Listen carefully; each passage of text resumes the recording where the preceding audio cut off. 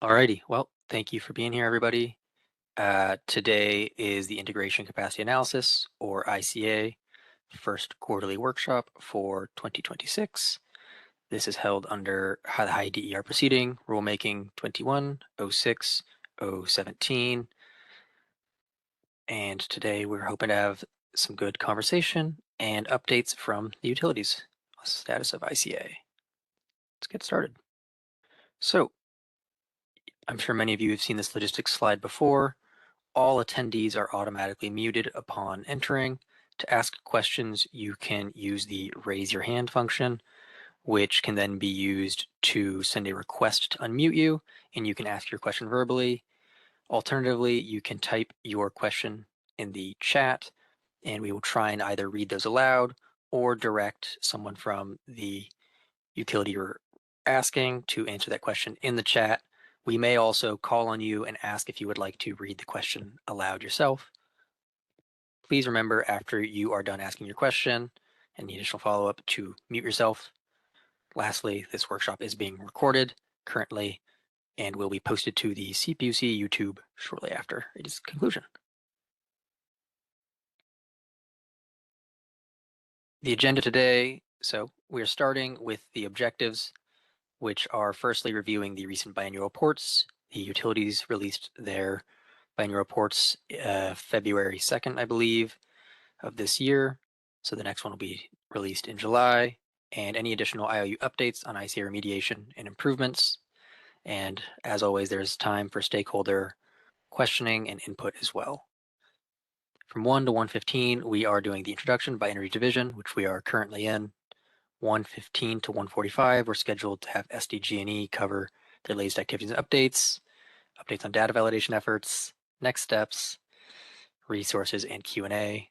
Following SDG&E, we have PG&E from 145 to 245, covering their remediation plan status, age of ICA or ICA freshness, uniform load results, updates to GRIP, and substation reverse flow. 245 to 3, we're scheduled for a break, and from 3 to 4, we're scheduled to have SCE present on their ICA refinements and metrics updates, remediation updates, stakeholder feedback time, Dr. PEP updates, and Q&A, and from 4 on, that is for any conclusion and closing remarks. Appears we've seen the logistics slide again. Background. Many of you attending may know this, but for any that don't, on October 23rd, 2024, the CPUC issued decision 24-10-030 following a staff proposal from Rulemaking 21-06-017, the High DER future proceeding. Decision 24-10-030 ordered improvements to distribution planning and execution process, or DPEP, and the distribution resources plan data portals. The DRP data portals host each utility's integration capacity analysis, or ICA, which are hosting capacity maps available for the public. Notably, the decision had many ordering paragraphs related to ICA. Of note, there is OP 34, which consolidated all ICA reporting into biannual reports. OP 35, which established the requirement for quarterly ICA workshops, which we are in currently, to discuss all known issues with load ICA and generation ICA, the remediation plans in OP 36, and all stakeholder feedback on ICA usability issues. There's also a requirement for them to discuss the biannual reports in OP 34.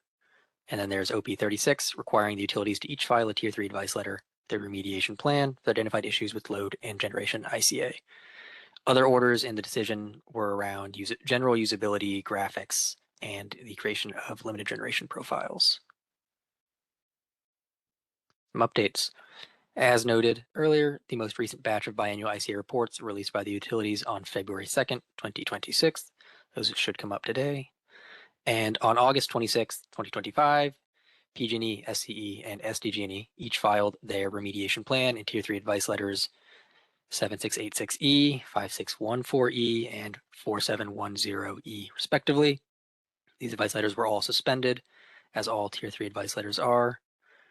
Initially, the resolution addressing these was on the voting meeting for the March 18th voting meeting, but that was held and it will now be on the April 9th voting meeting.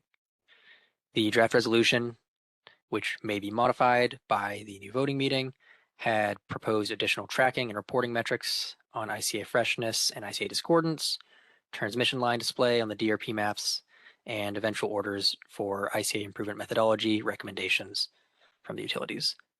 Once that resolution is voted upon and in theory approved by the commission, the utilities will follow through on the orders in that resolution. All right, it looks like I am a little ahead of time, but that is all for opening remarks. And with that, I think I'll pass over to San Diego Gas and Electric. Sounds good. Thanks, Raymond. Hello, good afternoon. My name is Mary Sweeney. I'm a distribution policy principal at San Diego Gas and Electric, and I'll be presenting today's updates on SDG&E's integration capacity analysis portal and work. Raymond, should I just let you know when to advance the slides? Okay, great. Next slide, please. Yeah. So as Raymond mentioned in the overview of the agenda, here's a quick summary of what we'll be covering today. We'll present an update on the latest activities related to ICA, and of course an update on our data validation efforts for both load and generation. We'll provide a summary of next steps, followed by a list of available ICA resources, and then we will open the floor to discussion. Next slide, please. So as required in ordering paragraph 39 of D-24-10-030, SDG&E has been working on the integration of up to 15 required miscellaneous improvements that are intended to enhance, standardize, and streamline the user experience. Some examples of these changes have included adjustments to map legend symbols and colors, adoption of uniform and consistent acronyms and terminology to match Table 16 as directed by the Commission, and addition of axis labels to load profile charts, amongst others. These changes were required to be completed by December of this year, but SDG&E has completed all applicable changes as of this February. Additionally, since our December 17th, 2025 ICA quarterly workshop, SDG&E has received and responded to 5 customer inquiries about our ICA portal. We've responded to each and no further follow-up requests were received. Next slide, please. So SDG&E's data validation efforts are summarized in this figure. These show segment-level results from the load integration capacity analysis as of February 2026. SDG&E has thoroughly investigated its load ICA data and made significant improvements in its ICA modeling over the past several years, as outlined in our previous reports and workshops. This has translated into a significant reduction in the number of line segments showing false zero load hosting capacities. This view is familiar, of course, to those of you who have attended these workshops in the past. This is our typical format for reporting out the nodal or segment level results, showing the current hosting capacity across our distribution system. These values are expected to fluctuate naturally month to month as new load interconnection requests are received and other system configuration changes are made. Next slide, please. This figure shows, again, on the load ICA side, it's just sort of an alternate perspective. This figure shows average load ICA values from the circuit level view. So in some cases, a circuit may have a small number of segments within it or a large number of segments within it. So this perspective can inform a high-level understanding of the relative magnitude of available hosting capacity across the distribution system. This can be helpful, like I said, since there can be some variation between the number of nodes that exist on various circuits. Next slide, please. And finally, SDG&E also produces this graph for ICA generation showing results at the circuit level. Again, I know these graphs are not surprising to those of you that have joined us in the past, but today's figures reflect the latest data. Next slide, please. As far as next steps, SDG&E will continue the implementation of any additional changes, tracking, or reporting as ordered within the upcoming ICA resolution, as well as, of course, continuing to present updated data at these workshops. Our next biannual report will be delivered on July 31st of this year. Slide, please. As always, we provide these links to our ICA map or portal, as well as our contact email should there be any questions. With that, you can go to the next slide, Raymond, and I thank you all for your time and attention, and we're ready to open the floor to questions.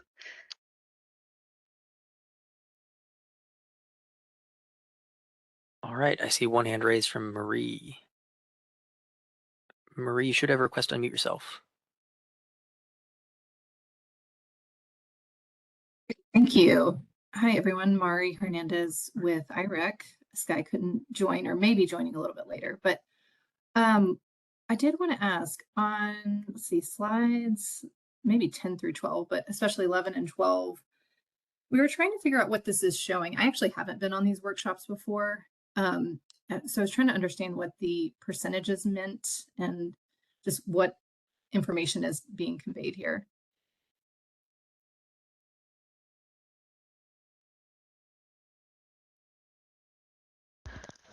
Gotcha. Thanks for the question. So for this particular slide, slide 10, this is the load ICA. So as I mentioned, if you look across the distribution system, it will show a hosting capacity across the year. And we basically are looking to understand which portions of the distribution circuits are showing zero load hosting capacity. So that's the 0 kWs there. There will always be some segments that show 0, of course. We're not looking to have this number at the bottom be 0 because we want the more important value is for this to be accurate, to make sure that the zeros reflected there are not a result of some sort of modeling issue or error, but that the zeros that are captured there are truly reflective of a thermal overload or a voltage limitation. So we basically, these would be those portions of the circuit where some form of action would be required to address a distribution constraint. So just to give you a little history, Marie, I think we started reporting on this back in, it probably predates this, but my knowledge is 2022. And I believe those 0 load hosting capacities were around 70%. So we've worked diligently to bring that number down, to improve and refine the model and make sure that we're only capturing actual zeros, actual distribution system constraints there. And then, that's what adds to the usability of the ICA map from a customer perspective, knowing that if they see an issue flagged for a 0 load hosting capacity, that is a true limitation. Okay. Got it on this one. So then when you move forward and it says, and it goes to average results distribution, what do you mean by average results distribution? Maybe this question, I'm going to hand it over to one of our SMEs here, who I think will probably be able to give a more detailed response.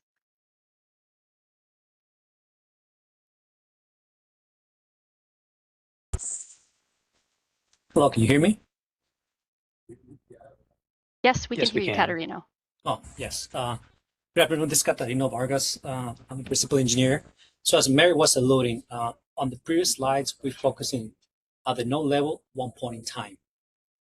What this graph is trying to establish is, okay, well, you have more than one point in time. You got 576. So what is the actual results for the 576? Not necessarily just the 1 point in time, because sometimes the nodes can be only 1 or 2 hours zero, but the rest of the hours there's available capacity. So by doing the average, it tells you, hey, not necessarily the whole circuit is zero. It's only certain parts of the circuit or certain hours of the day are have limitations. So this graph helps us with that. Great, That answer thank you. your question? That makes sense. Yep, that's great. And the same thing for the other one. That one's for generation.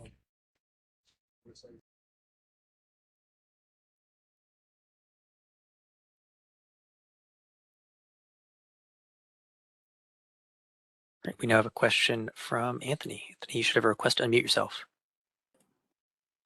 Thanks, Raymond, and thank you, SDG&E, for the update. I'm Anthony with the California Public Advocate's Office, and I have one or two questions related to this as well. One of them I want to say we've probably talked about before, but I think it's pretty. I think it's something I would like to hear again, or maybe like more clearly from SDG&E. I think it's also something that also interests me in the context of all the ICAs for the other utilities as well. But I know SDG&E had dropped their number for zero capacity, hosting capacity from 70 to about 5 or 7%, I think. And I would appreciate if you can just explain again if you've done it before, but walk us through a little bit. How did you guys do that exactly? What did you catch that needed to change? And also, if you can clarify the second part of this question, your update on incorporating like the load forecasting into the load ICA, and how that impacts these numbers as well. But I'm most interested in understanding if you can a little bit more like point the finger at the main elements that you caught that needed to change for that number to drop significantly. I would appreciate that.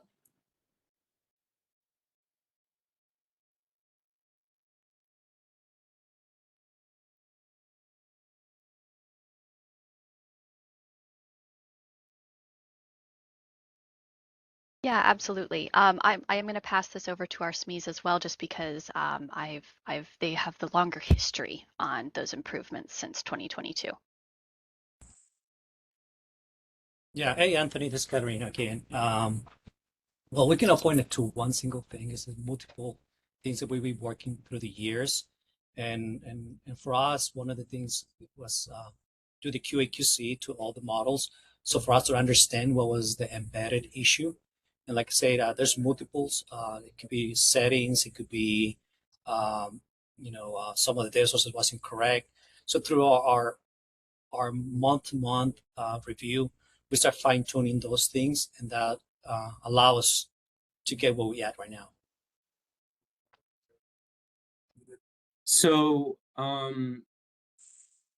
it was a long process from 2022 where that number dropped every time you guys did QA/QC. But I'm wondering if you could maybe give some examples of some of the things that you discovered through QA/QC that led to some of the most drastic reductions or changes in the hosting capacity being displayed, specifically the zero capacity dropping. Is that information you're able to maybe go into more specificity about at this time? No, I need to talk just with the engineer that worked at that time to specifically find what it was. But like I said, it's multiple things. We cannot just point to one single. Right. But yeah, definitely we can come back to you on if we can find what was the reason that dropped the majority of the zeros. I would appreciate that. I'll let you answer also the second part of that question regarding load forecasting and how you imagine that impacts these numbers. If you can just touch on that real quick. Well, for us, we've been putting the forecast into our ICA for quite a bit. So the numbers you see here are already with the forecast. So I don't foresee any change. I guess did they drop as a result of that? I guess what was the impact of that incorporation on these numbers? It must have resulted in more accurate numbers, but I'm curious whether that contributed to the drop in zeros, or did it have not as much impact as the other QA/QC you did, rather than the load forecasting? Oh no, that will be the lowest impact because it will be other factors. Okay. Thank you. I would appreciate maybe hearing more in the next workshop about in more specificity on the process you went through, what you discovered through QA/QC, and what changes SDG&E might have implemented for that. Because I think it's information that I'm really curious to understand. And from my perspective, also, I know each utility is doing their IC a little bit different. And but I also think that this is kind of what we're striving for a little bit, to understand why maybe SC and PG&E's numbers for zeros are higher, about 35 to 40%. And whether, and that might be a question more to PG&E and SCE, but I feel like there might be some learnings there that can be shared, or some understanding at least of what they could do also to maybe lower these numbers. And if not, why not? What exactly is different that would make it so that SCE and PG&E overrepresent zero capacity, while SDG&E is able to represent a more realistic amount of that? And I think that's a question that we haven't really addressed or answered in these workshops that I think we should maybe strive for, because I think that would be very important to understand how or why SCE and PG&E can't get similar results for their zero capacity. And SDG&E might have the learnings, some of the learnings for that at least. Thank you. That's all I have for now. Some great questions, Anthony. And I want to echo that I think understanding what changes were made to get such drastic improvements is really important. And also how you identified those changes and how they needed to be made is also critical to that. Understanding the identification of the problem, to me, is the first step to getting to the real solution for it. So I'd like to echo that and think if we could find more information on how SDG&E first found these issues and then how they implemented those fixes, that would be awesome. Understood. Any other? And we appreciate that feedback. Yeah.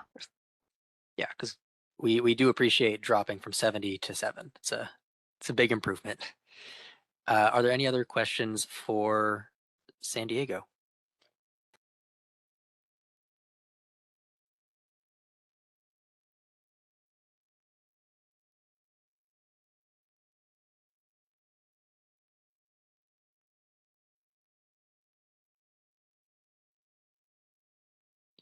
Hearing none, we are a bit ahead of schedule.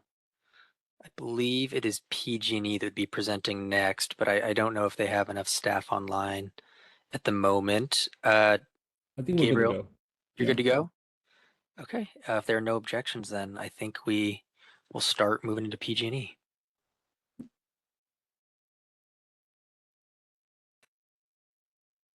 All right, jumping right into it. So another quarter. Thank you again for the opportunity to present this quarter. And yeah, we'll go through some of our updates on the resolution, even though the decisions are still pending, but we'll go over some of them. And as well as our progress on refinements with respect to the age of ICA and the distribution of the load. So next slide. Next slide.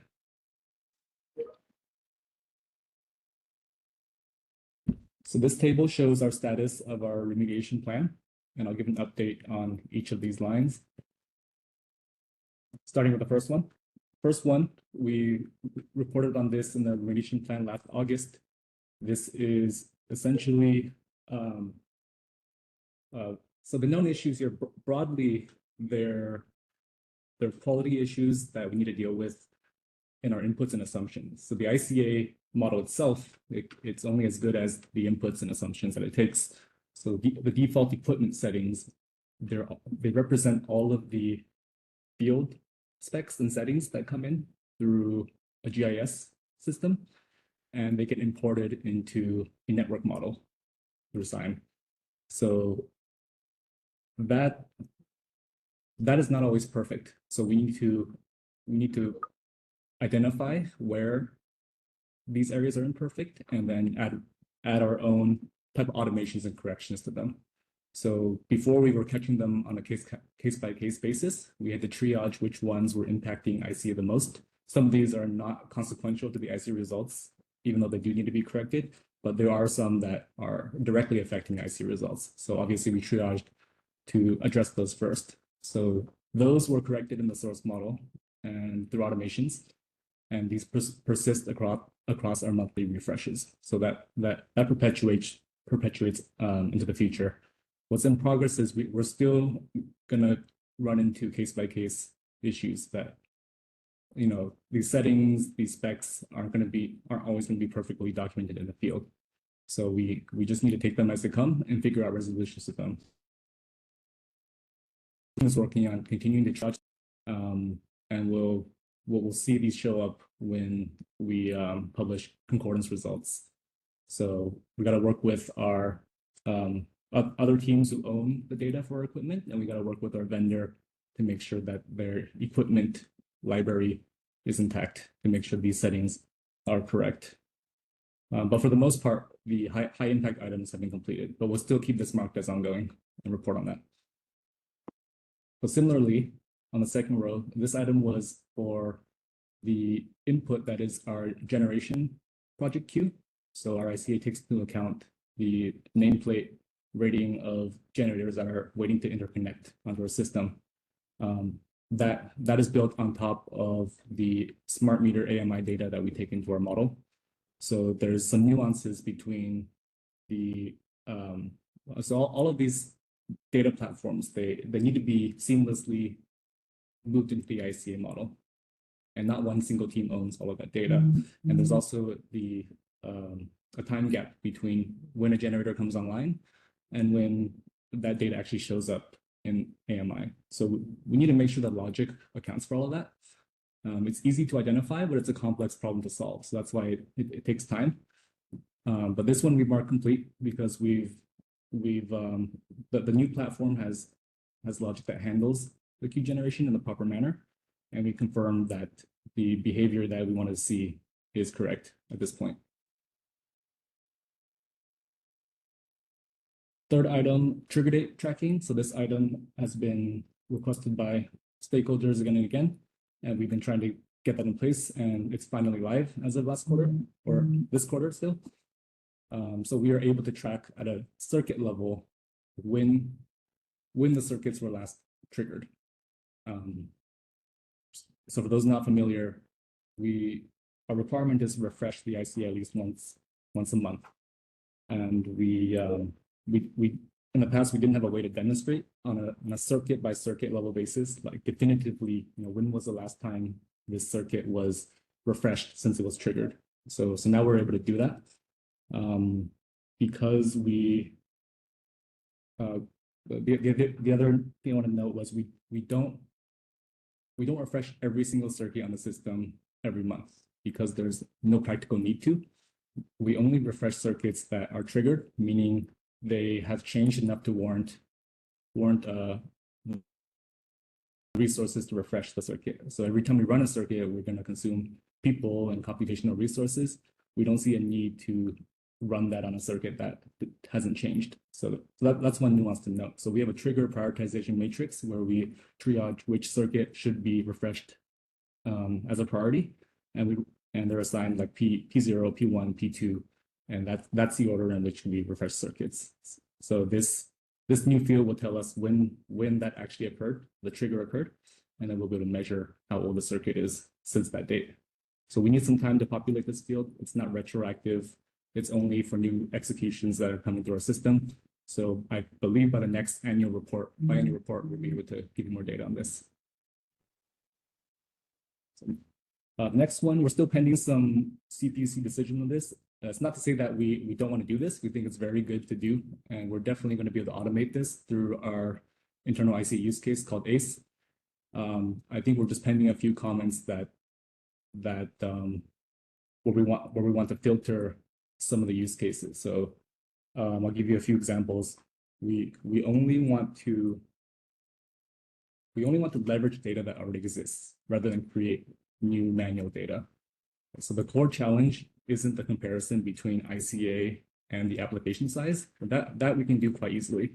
It's manual and it will be automated, but that's not to do. It's that how do we find a source of truth for whether there was a mitigation? There's no single data field that definitively tells you, yes, there's mitigation, or no, we passed it, there's capacity as shown by ICA. There's a lot of data that surrounds that where we can make good assumptions that kind of indicate maybe there was mitigation. I think we've talked about this in our reports in the past, where there's not mitigation, but there's like settings changes or fuse upgrades are very minor, but they're not flagged as mitigation. So that's been a challenge. Like, how do we determine that source of truth But we're making assumptions, and we will attempt to do so the best that we can. That's just one challenge I wanted to note. The second one's more of a bigger challenge, the data for every single application. Engineers, it mainly comes down to size. So engineers don't even consider load applications larger than 200 kW. They don't consider applications for generation below 30 kW. So those just pass through. For those cases, we're missing a source of truth. So what do we compare the concord? What do we would have to ask the engineer to go back to manually review those applications that they skipped over or that were bypassed them. So we would actually need to create new work for the engineer to go back just to track this metric. So we don't feel like that's a good use of resources and ratepayer money, because these engineers are managing applications that are actually trying to get energized. So it would be taking their time off of that very important work to go back and recalculate ICA just for the sake of the supporting. So I think in our comments we mentioned that we want to limit this concordance tracking to only applications where we actually have that source of truth, which is the engineering review. Just wanted to note that here.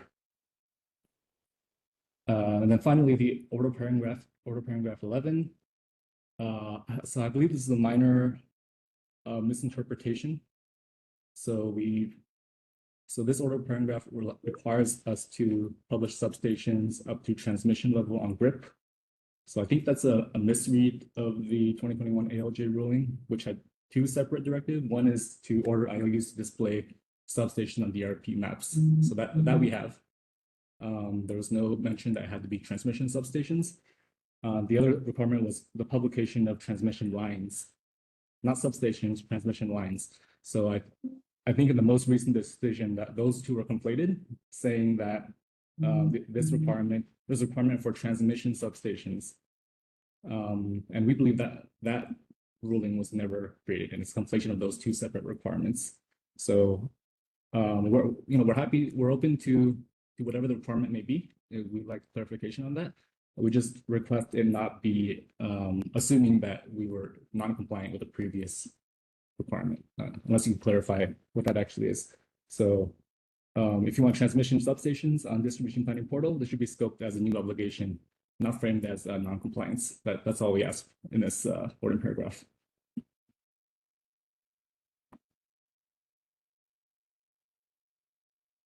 Okay, next slide.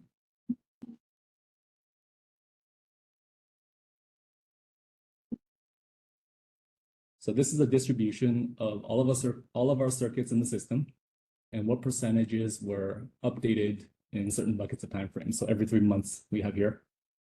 And as of this month, we have 66% of our circuits refreshed, 82% in the last 6 months, and 82.7% in the last 9 months.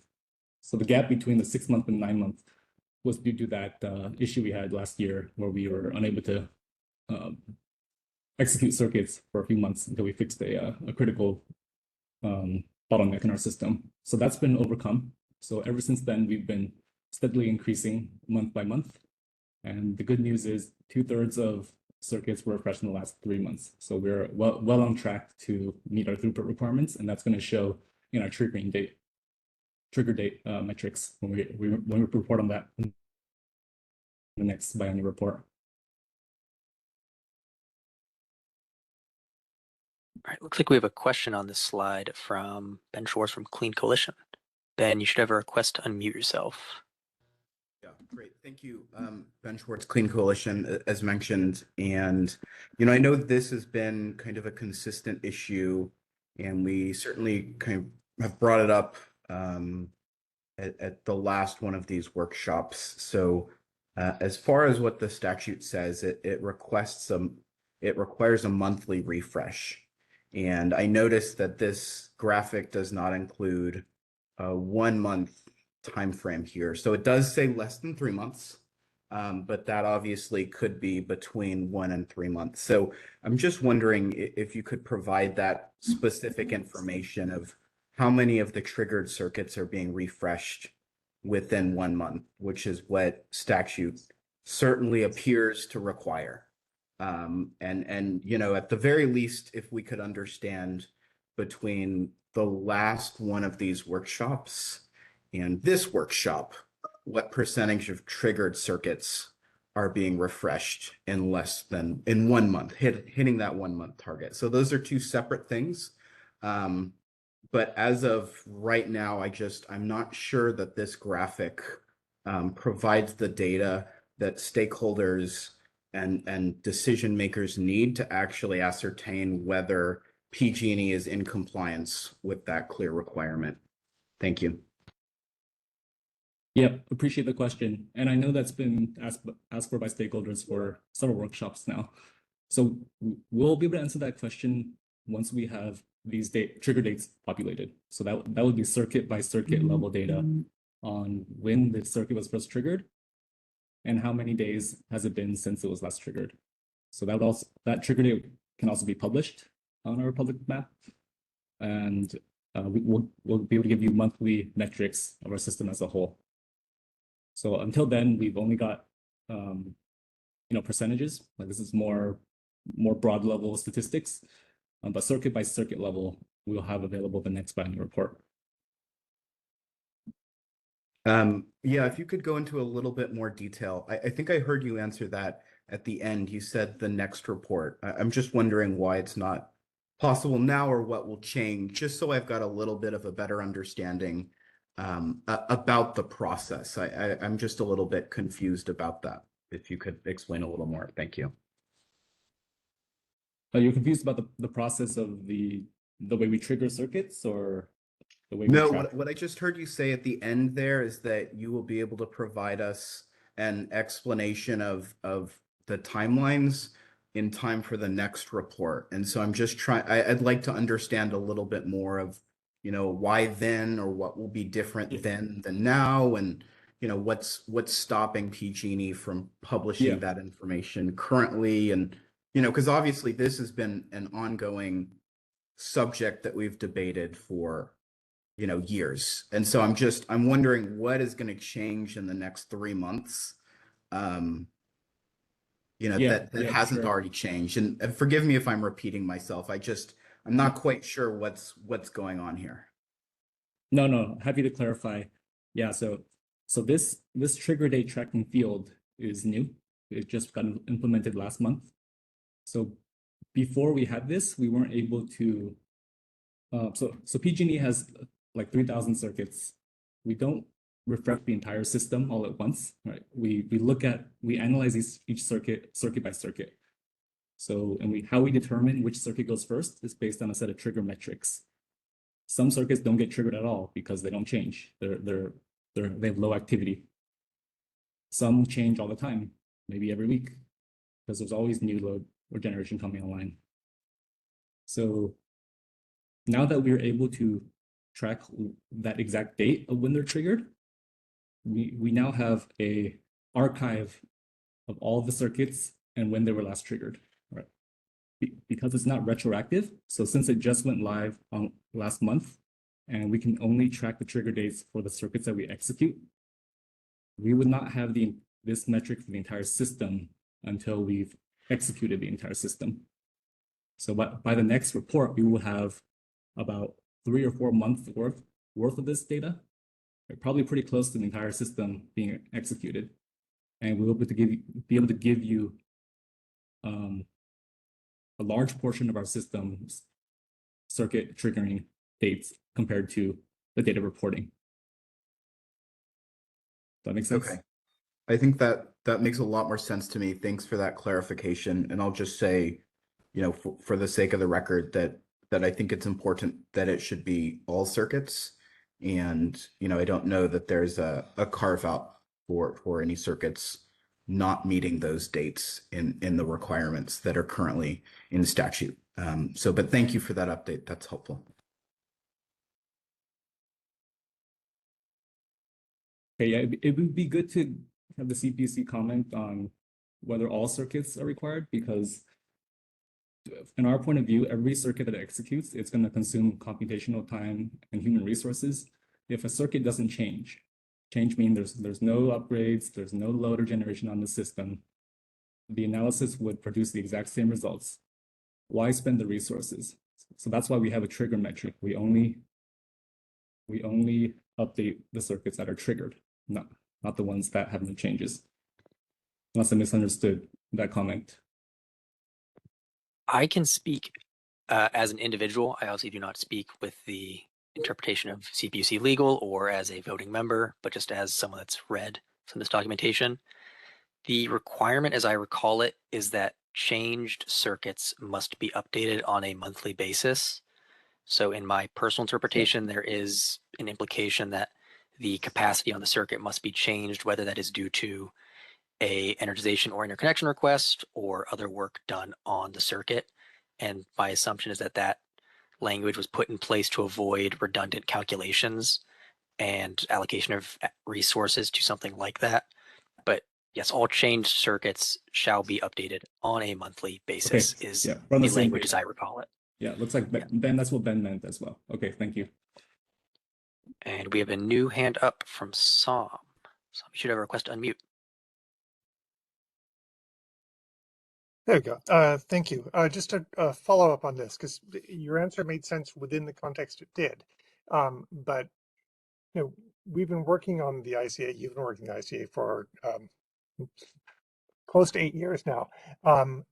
And are you saying that you have not been able to determine up until this new triggering data set is developed whether or not you were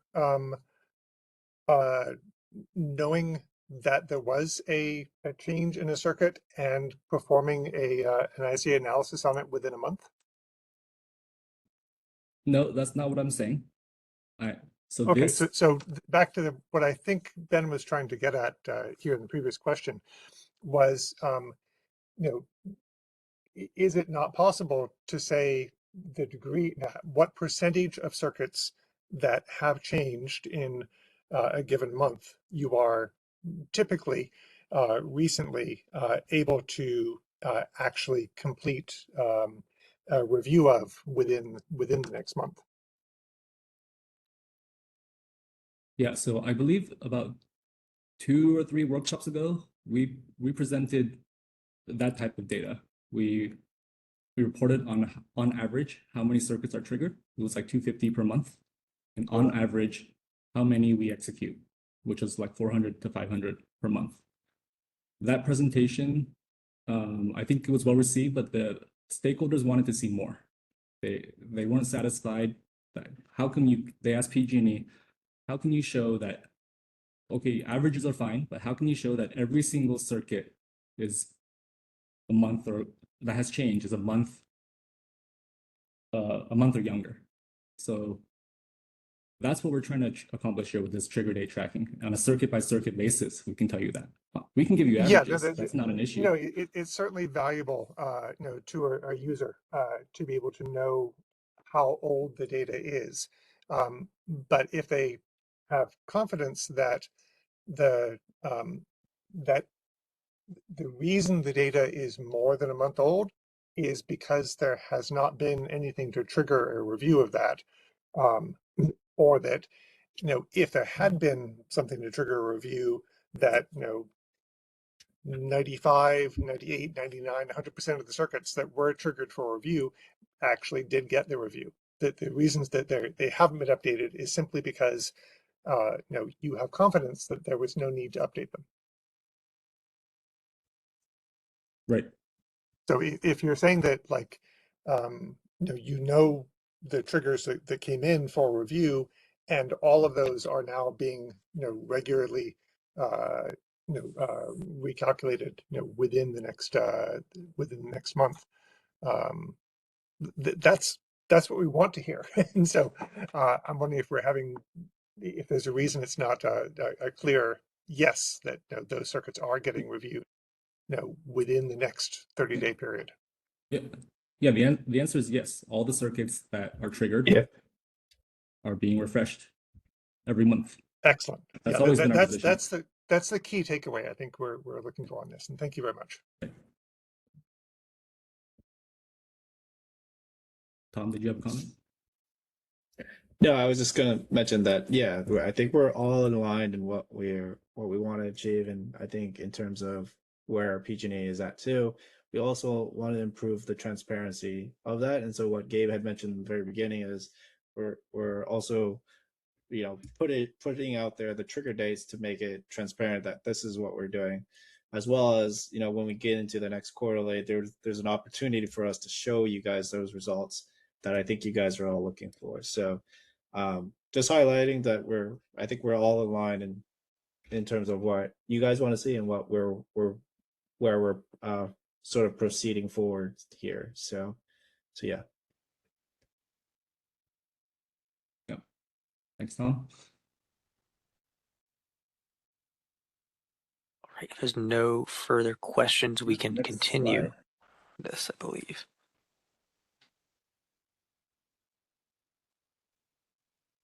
Hey, this is our update on the uniform load distribution. So this data represents the maximum incremental load that could be added in each location based on the most limiting hour.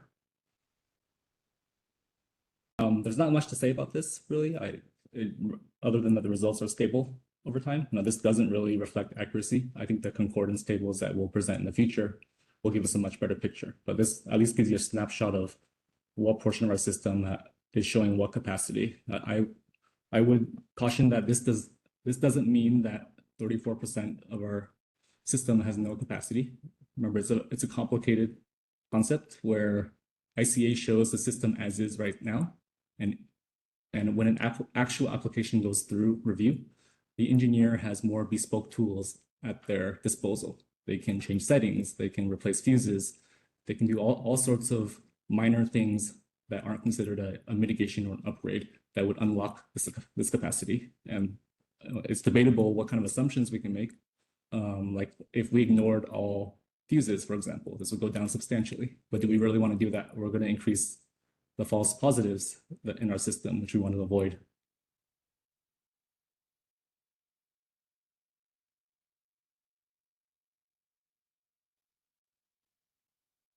Another question from Sam.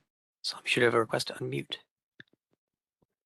Yes, thank you. I appreciate the consistency in these results. That's great. I'm just wondering if you can comment on comparison with SDG&E. Obviously, you have different systems and somewhat different models.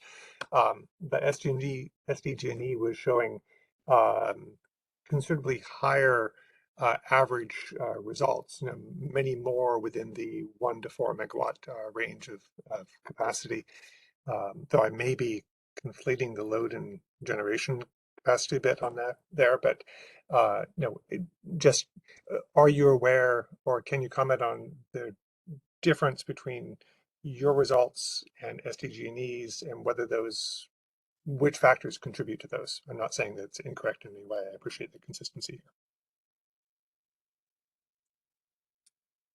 Yeah, I don't think we've I'll chime explored in. that. I don't. Yeah, go ahead.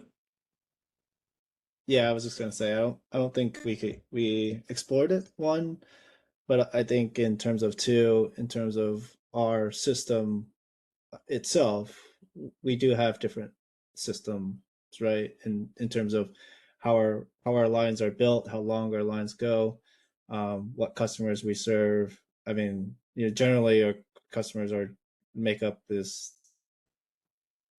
where those customers are sort of located also makes a difference. But we haven't looked at SDG&E in sort of a short-term answer, but we'll probably take a look at their numbers and see, take a quick look and try to understand and see if there's anything that we can explain on our side. But I think generally in terms of modeling, there's just differences there, and then not really system modeling, I should say, but more of like system makeup.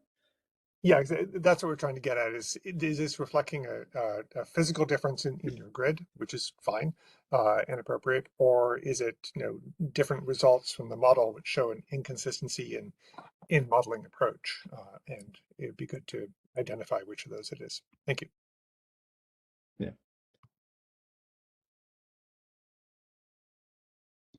I actually have a comment / question to add on here. I think similar to how Anthony asked San Diego to discuss some of their how they found the QA QC ability to reduce their zeros. Understanding there may be a different number of zeros on your circuits due to your different construction. So wondering if you could speak to, there is that lovely drop from 65 down to 30%, and then your results are stable, and then it looks like they go back up again. If you might be able to speak to what caused those two sudden changes and any additional plans or even just thoughts that are informal about what you could do to help this. I can explain the sudden increase there. A few, let's see, when is that? Mid 2025. But I can't give the reason though, but I can explain to you what happened from a platform standpoint. The ICA, the load refinements that were implemented, that happened right around June of 2025. So before we transitioned fully to that platform, we did a really targeted system refresh. Like we tried to refresh everything, not just circuits that are triggered, but just do a full system refresh with the old platform, just so we have results to fall back to with the new platform. So because we refreshed at such a high rate, a lot more circuits were updated that were much older, right? So like some of them are 6 months to a year to maybe beyond that old. Some of them didn't have changes on their system. And when you refresh such a large number of circuits right before the transition, you're going to uncover a step change in these results, right? And in this case, it was a jump in load. So we probably need to investigate why it was like 5 to 10% increase once we refreshed everything. But I think it's going to be something to do with the fact that some circuits were just not refreshed before that platform change. So this is probably a better indication of where we're at now compared to before. Okay, thank you. I think that's certainly worth investigating, because if a circuit jumps into suddenly zero capacity, it seems like there is a modeled difference in its capacity. And so even if it was not changed, the capacity on it did change. And so that's worth considering in the future for how we trigger circuits, I think. Yeah. And the modeling did change with the refinements, right? And that could be the answer we're looking for. Now we're actually considering acute load projects, where before we weren't. Actually, we should expect to have results showing less capacity just by the refinements requirement of having to include future projects in the queue. But we can take a look into it. Great. We have another hand from Sam. Sam, you should be requested to unmute. Yes, thank you. This brings back an issue that popped up for me before on triggering. Obviously, if you have a new application for load or generation, that would be a factor to trigger. But are you not using AMI data to also trigger changes which were not which were based on behavior on the circuit rather than a new device or construction on the circuit? Because you can see there may well be changes in customer behavior over time that you will want to make sure that those do trigger a review. Currently, our trigger metrics do include that. Great. Thank you for confirming that.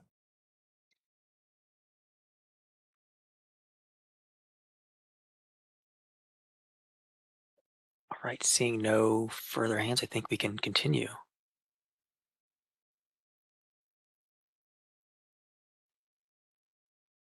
I think this is the last slide. So this is to address the comment about substation reverse flow, which we call the safety bank constraint. And hopefully we can clarify some of the confusion around this. I think 2 main points. One is that the bank reverse flow constraint, that's not unique to PG&E. All IOUs have evaluated this limit for ICA static grid, and that is the constraint that considers how much generation can be added before reverse flow through the substation back to transmission. And this is a requirement for ICA based on a previous ALJ ruling. So just want to get that point across. The only difference, and probably why PG&E was kind of singled out between us and the other IOUs, is that we redact it differently. So we redact ICA static grid only if the substation fails the 1515 rule and the substation reverse flow was the most limiting constraint for that hour. So two conditions. And if you look at this example here, let's say you have two feeders in the same substation. Feeder A has safety bank as the most limiting constraint, which is substation reverse flow. Feeder B has thermal as the most limiting constraint.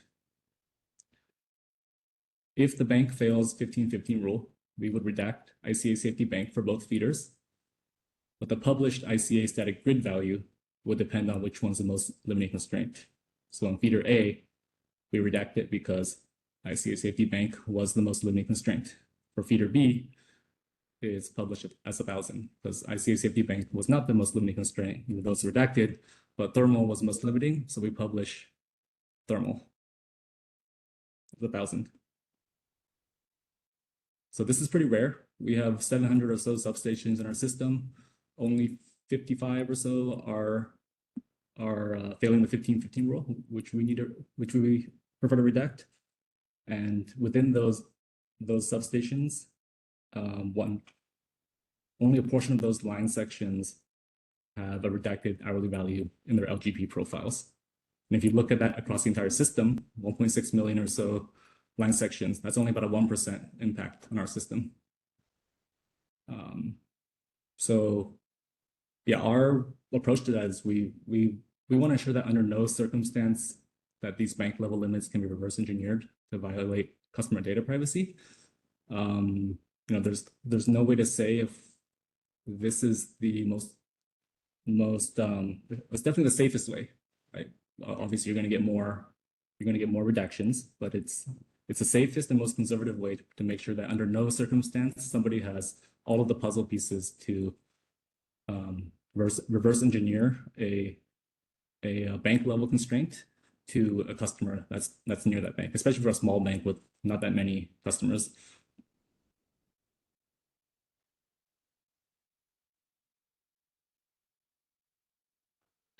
We have a hand up from Mari, I believe. Please correct me. Should be. Yeah, that's right.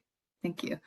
So yeah, just curious. I know you said the controversial part is that the way you all are applying this, especially with the 1515 rule.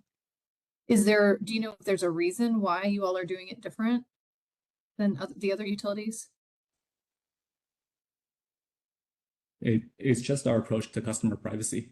We believe, so you only need a few pieces of the puzzle to figure out if a large customer is responsible for this substation reverse flow, right? It's the number of customers, it's the limiting the ICA value, and if you know how much generation is going on that substation in the future, then you can kind of do the math on that.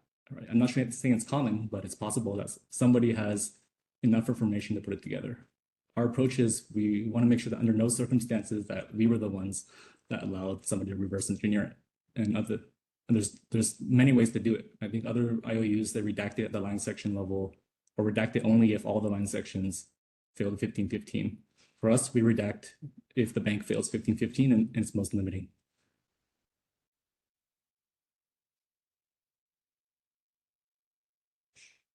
Thank you. I'd like to build off that question. I see some hands up. Just to be sure we're all clear here, could someone from SCE and SDG&E both confirm that if they were in the example on the bottom, they would not be redacting the ICA static grid value for feeder A? SDG&E, I'm going to call on you first because you've already presented.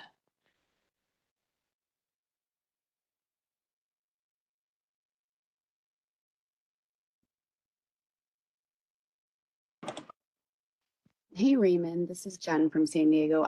Our SMEs have dropped off, so if we're able to get back to you via email, we'd appreciate that. Okay, if possible, it would be great if you could ping one of them to hop on and respond in chat as well. Sure or thing.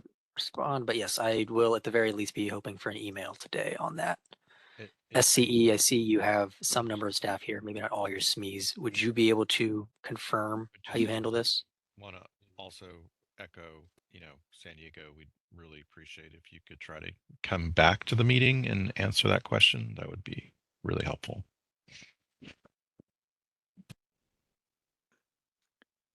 And this is Ari from SCE. We do have our SMEs here. I'm going to defer to them on whether or not we can answer it immediately or perhaps at the end of our presentation. Carly or Tony, do you want to jump in here and say whether or not we have the answer right now, or we're going to have to research it and get back within, the next hour or so as we're presenting? Hi, Ray. This is Antonio Nunez from SCE. Can you repeat your question? Yes, the question is clarifying that if SCE is in the situation that we see in the example at the bottom of the screen, that your ICA static grid value would not be redacted for feeder A.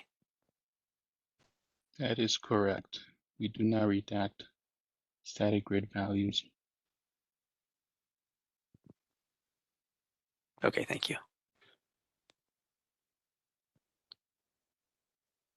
Mari, I see your hand is still up. Yeah, sorry, I actually forgot to put it down, but I did have a couple of follow-ups and appreciate the answer so far. So yeah, I think, we're very supportive of protecting customer data. I think we're just concerned about utilities not doing the same thing across the board and using the same criteria. Also, just want to note that we didn't see the safety bank criteria mentioned in the CPUC decision or in Rule 21. So just wanted to point that out. So the other thing I wanted to ask is we see, the line at the bottom that says approximately 1% of all line sections have at least one redacted hourly value. And I heard you say this earlier that it is just 1%, but it doesn't necessarily align with what we've seen to date. So sometimes, or I guess what we've seen is like the number of circuits that could normally violate that 1515 rule. What was shared with me was roughly around 30%.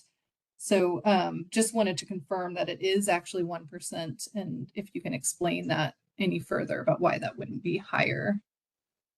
Just to be clear, the 30% that you're seeing, that's on the substation. That's ICA safety bank is being redacted on 30% of line sections. Just in general, so sorry, and I'm sharing information that was shared with me. What our engineers had shared was that the number of circuits that would normally violate the 1515 rule, we think is roughly 30% or so. I'm not sure if this is, specific to your territory or not, but I don't know if that's just an average that we typically see. Yeah, that'd be surprising to me if 30% of circuits were redacted.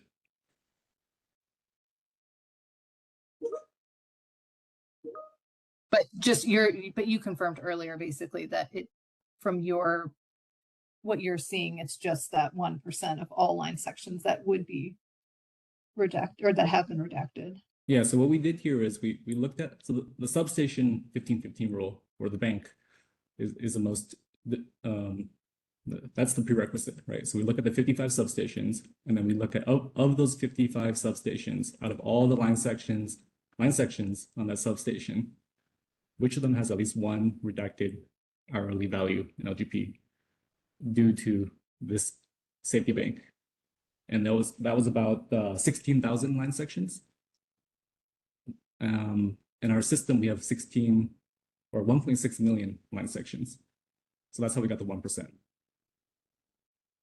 So you said 30% of circuits. Do you mean line sections or do you mean circuits? It'd be good to clarify what you saw, and we can try to replicate it. Yeah, I can get back to them and see if they can clarify that.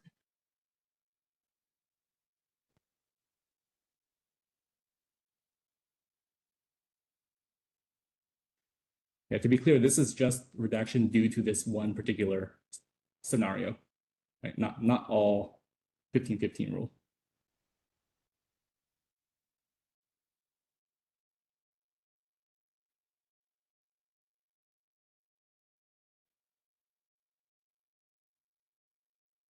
If that's resolved, it looks like we have a question from Ben. Ben, would you like to raise your hand? If it doesn't go up the next 5 or 10 seconds, I can read your question aloud. Yeah, thank you, Ben Schwartz here again. Just in response to SCE's answer to that question, I'm curious why SCE does not redact static grid information versus PG&E does, and if that answer is grounded in company policy or statute. Because I think for developers or for applicants that need that information, it's challenging to have it be different across different systems, especially if the reason for that is, not non-standard for each of the utilities. So I think it would be valuable, especially for, stakeholders and decision makers to understand the why of the policy that is happening.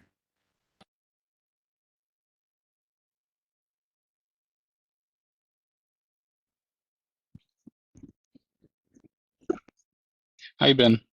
This is Antonio again. So, to your initial question, if this difference is grounded in just statute or company policy, it's grounded in the lack of a statute on how to approach or how to address substation reverse flow, and therefore that resulted in different implementations across the IOUs. All right, thank you for that response. That's helpful.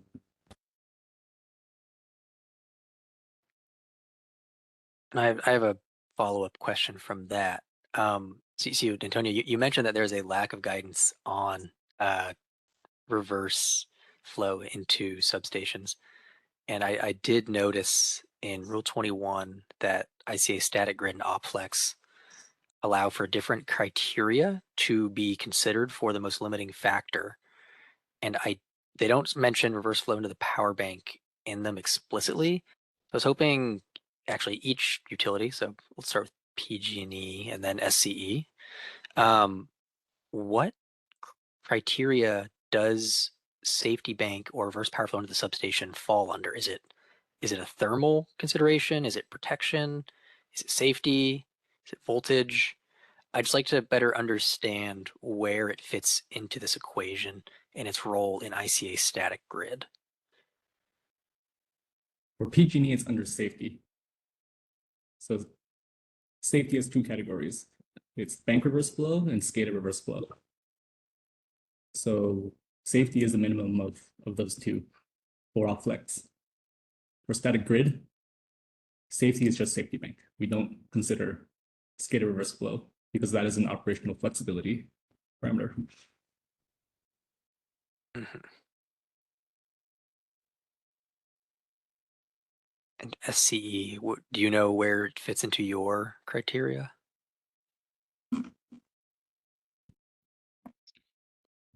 It's a pretty broad question because we don't have a safety criteria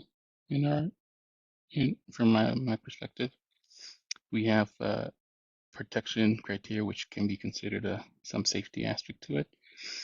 And we also have the operational flexibility, which can be considered safety depending on how you look at it. Like, for example, operational flexibility, from my perspective, SE's perspective, is to allow for our distribution operators to be able to operate the grid in a safely manner for our field crews so that there's no reverse flow within the distribution system. We move load sections around. So safety can be found in different studies, but to specifically call out safety as I see OfFlex, I wouldn't say that's entirely it.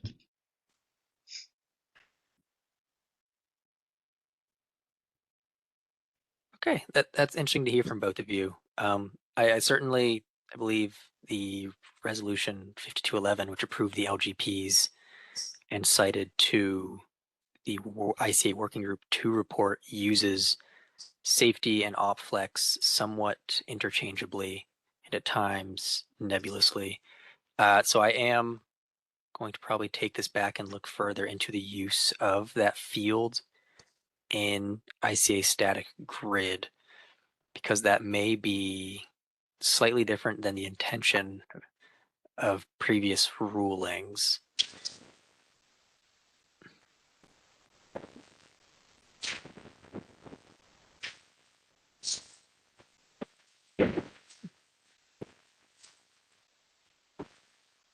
Well, with that, are there any further questions on this topic? Anthony, perfect timing. Been called to unmute. Thanks, Raymond. I didn't have a question on this slide. I generally on PG&E's PowerPoint. So if there's more discussion on this slide, I'll yield to that and then come back at the end. But if not, I'm happy to speak. Okay. So I had a question, maybe more of a comment, on the previous slide. I think the slide with the showing the hosting capacities across 0, 1 to 100, etc. And also tie into one of the comments from before in that presentation that PG&E made. But I want to talk a little bit more on that zero capacity issue from the perspective of, yes, I do think, and I think we've talked before about some of the concerns with that jump from 25 to 35. And I think a lot of parties in the past have voiced some concerns and wanting to understand that, because I do think to some extent that is and was red flag at the time and still is, and something worthy of investigating and understanding. So I do appreciate PG&E mentioning that they will look into that. I do think, just to go back, you mentioned you did some refinements on the ICA here, and that caused this jump.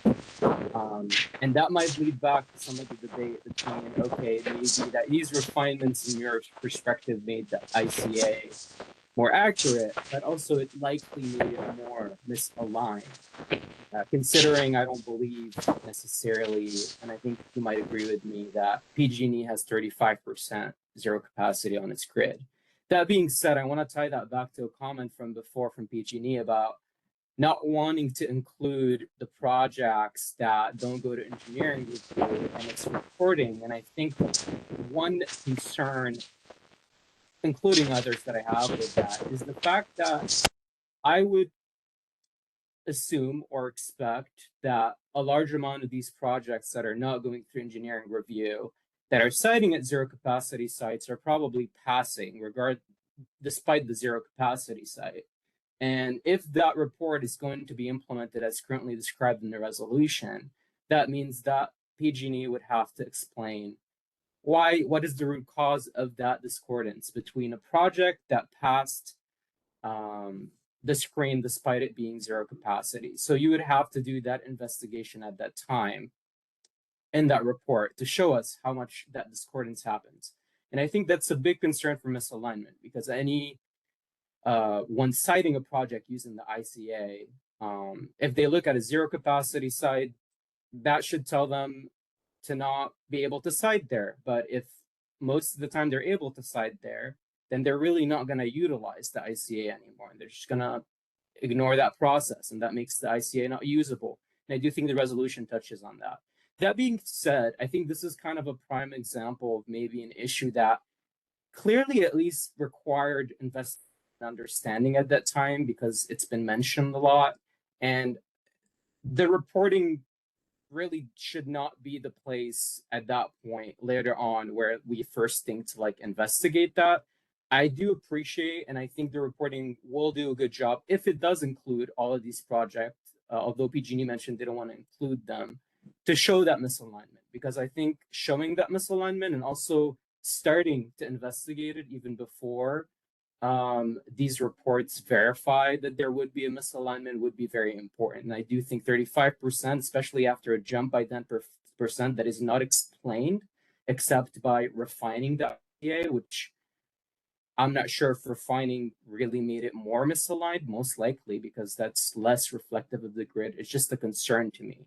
So I'm hoping that we would hear, or PG&E would maybe start looking into that and at least understanding it and sharing these results before we go through the process of reporting. And also that PG&E would include all of these projects that don't go through engineering review that do pass, for this to show that maybe that relationship there at zero capacity. So that's generally some comments I wanted to share. But if PG&E has anything to respond to that, I'm happy to hear it as well. But there's not really a question in there. Thank you.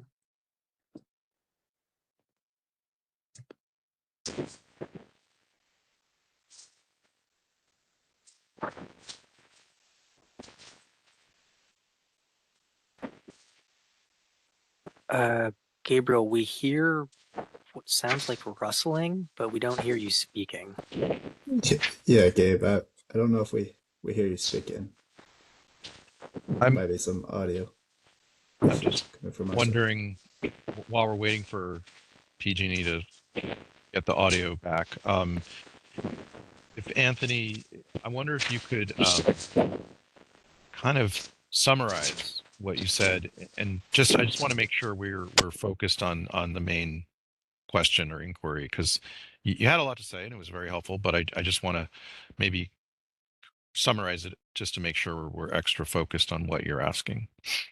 Yeah, I mean, I think on the last slide in the presentation, PG&E was mentioning that from their perspective, projects that don't go through engineering review don't need to be included in the reporting because that would require to go back and calculate hosting capacity. But I think I wanted to voice a concern here that if that is the case, a lot of these projects that end up passing the ICA at locations where it's zero capacity are not going to be captured.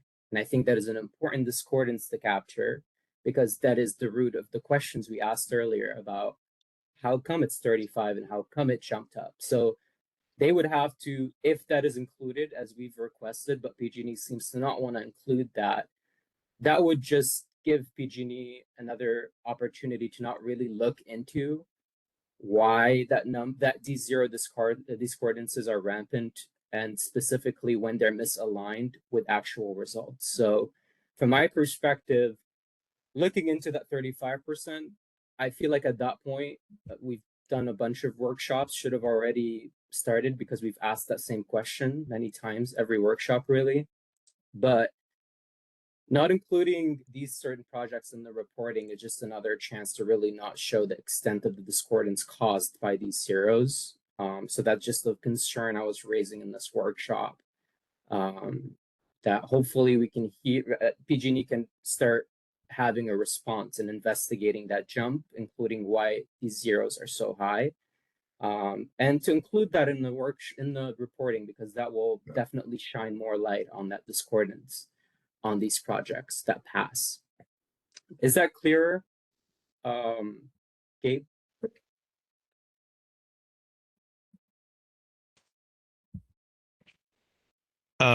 If others understand it better than I do, that's fine if they want to jump in. But I think what you're saying is if a project does not require engineering, it's not reported. And so we don't get to see it reflected in terms of, what was its ICA value. Anthony, maybe just so I can chime in just to clarify before maybe we check Gabriel's audio here, but I think what Gabriel had mentioned was that when we check the concordance data, right, or when we run the application through, if the application passes and the ICA said they would pass, we would not want to run or validate that this is correct. is I think what Gabriel was mentioning. And so we don't want to spend effort validating that the engineering review and the ICA values aligned. I think we might be aligned in terms of what you're speaking of, which is the ICA value shows 0 kW that can connect to this line section. But engineering allowed for that application to go through. And I think what Gabriel had mentioned is that we are okay proceeding with looking into that further. So I think that might answer your question already. But maybe Can you hear me now? yeah, we can hear you, Gabe. Oh, okay.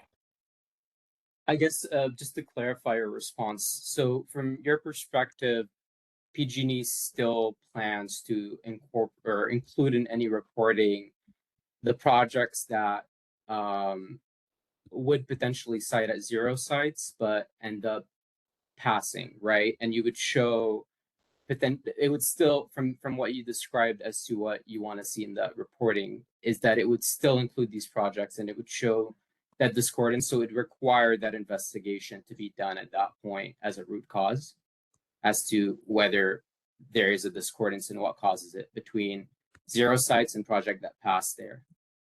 Is that true? Is that an accurate summary of what you mentioned? Yeah, that's an accurate summary. Go ahead, Gabe. Yeah, so for concordance discordance tracking, you need 2 data points. You need the comparison of the hosting capacity to the application that's being requested, the load size. You compare those 2. Okay, was there capacity, yes or no? And that's 1 data point. The second data point is, did the engineering review agree with that first assessment, that first data point? If ICA says there's hosting capacity, did the engineer also say there's hosting capacity? If so, and they pass it, we have concordance. If they didn't pass it, if ICA said yes, it passes, but the engineer says no, we need mitigation, that's discordance. So we need both those data points. What we're saying is we want to report on all 4 scenarios, concordance, discordance, except for the ones that don't go through engineering review. And the reason why some don't go through engineering review is because they're too small to warrant the resources to have an engineer go look at it. They're small enough where the primary system probably doesn't even affect that application. It's probably like secondary transformer constraints. So why would, if we wanted that second data point, we would have to ask the DE, the distribution engineer, to come back and analyze that small project, taking away their time from real projects. And these small projects, do they pass? They get passed automatically because they're so small that it's probably not even a primary system constraint. Okay, so would some of these small projects that do pass, would any of them is there any scenario where some of these projects that do pass are at locations that the ICA would show they wouldn't? You mentioned they're very small, so I would assume that wouldn't be the case, but can you touch on that a little bit? Or have you checked on that comparison? I haven't personally checked on that, but the DEs, they set these thresholds in their processes, right? They pick 200 kW for load, 30 kW for generation.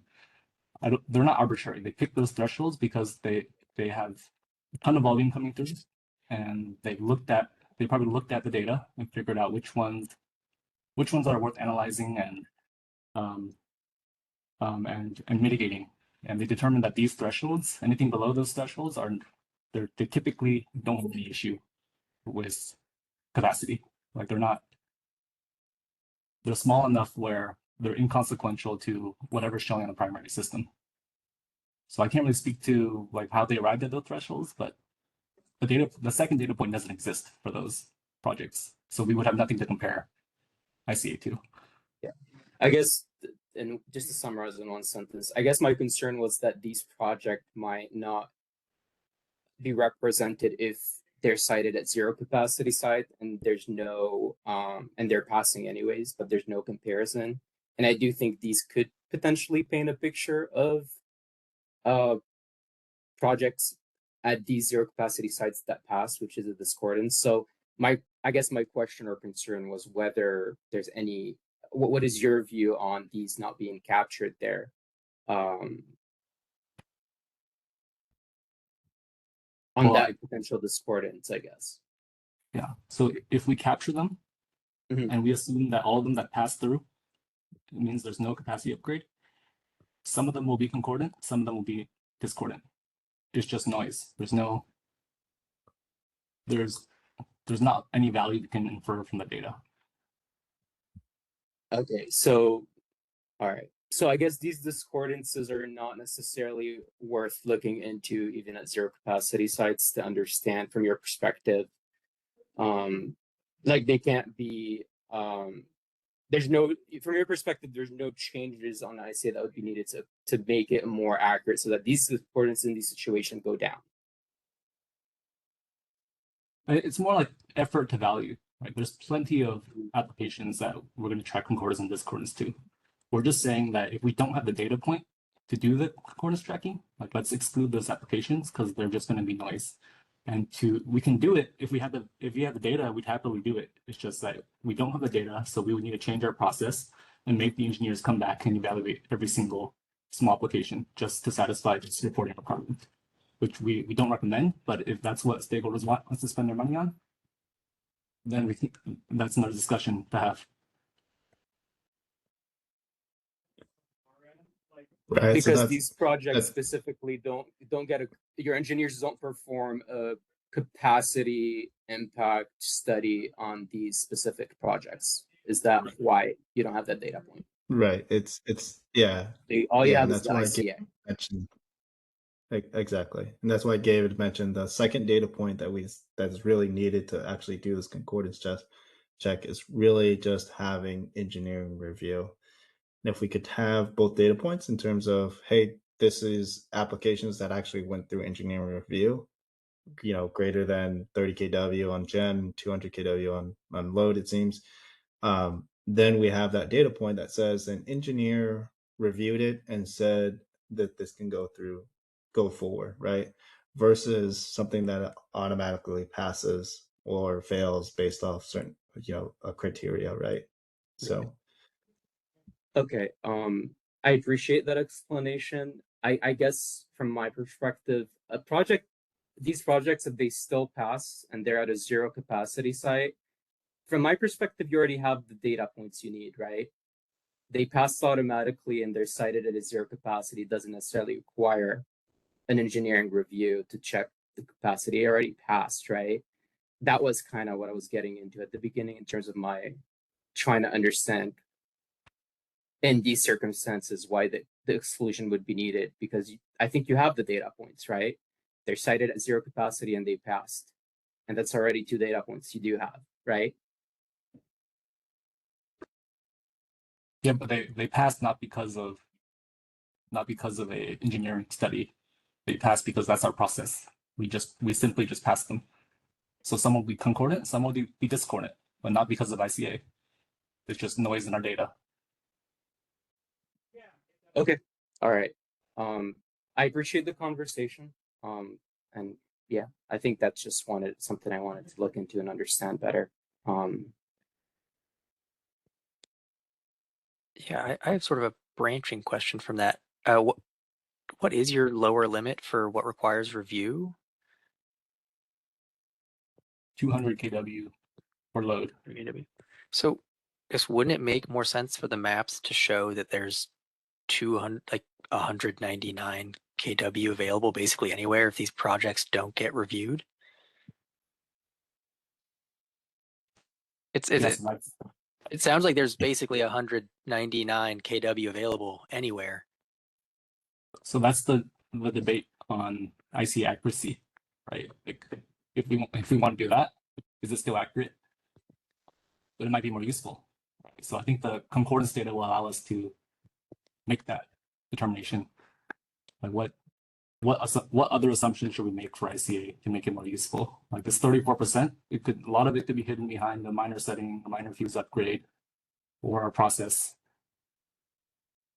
and it might look a lot better if we simply put a blanket change on making zeros 199 kW.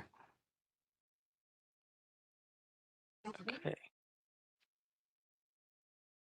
Anthony, is that the end of your question? I see another hand up. Yeah. I think I'm not like 100% at agreement on this, but I appreciated the conversation. But I do still have the clocks turning in my head as to what I just voiced. But for now, I don't think I have any follow-ups, but I appreciate the discussion. All right, thank you.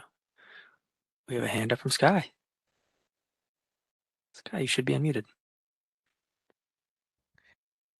Hi, thanks. I'm obviously going to have to catch up on what I've missed so far, but I just wanted to say that with respect to the idea of just changing the ICA to show there is capacity when the actual model doesn't show capacity, I wouldn't support that. I would support, however, providing good information to customers so that they know that they would pass anyways. There are two different ways of handling that problem, but I think showing more inaccurate results is not what we want, but making sure that customers understand how their application is reviewed, which I think is what the gap is that's being identified there. If I understood the conversation, should be a baseline thing that we do. Make sure customers understand, why am I looking at the ICA if I'm building a project less than 200 kilowatts, for example, would be probably the better way to handle that problem, if I understood it correctly.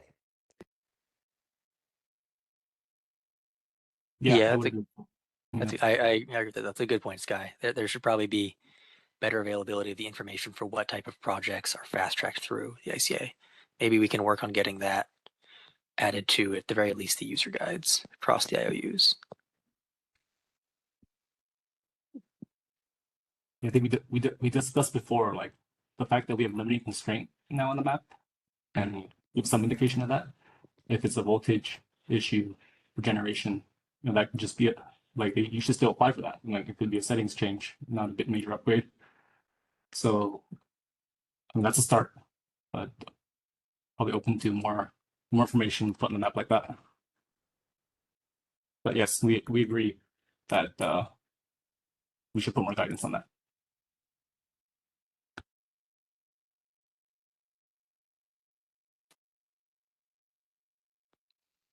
All right, well, are there any further questions for PG&E?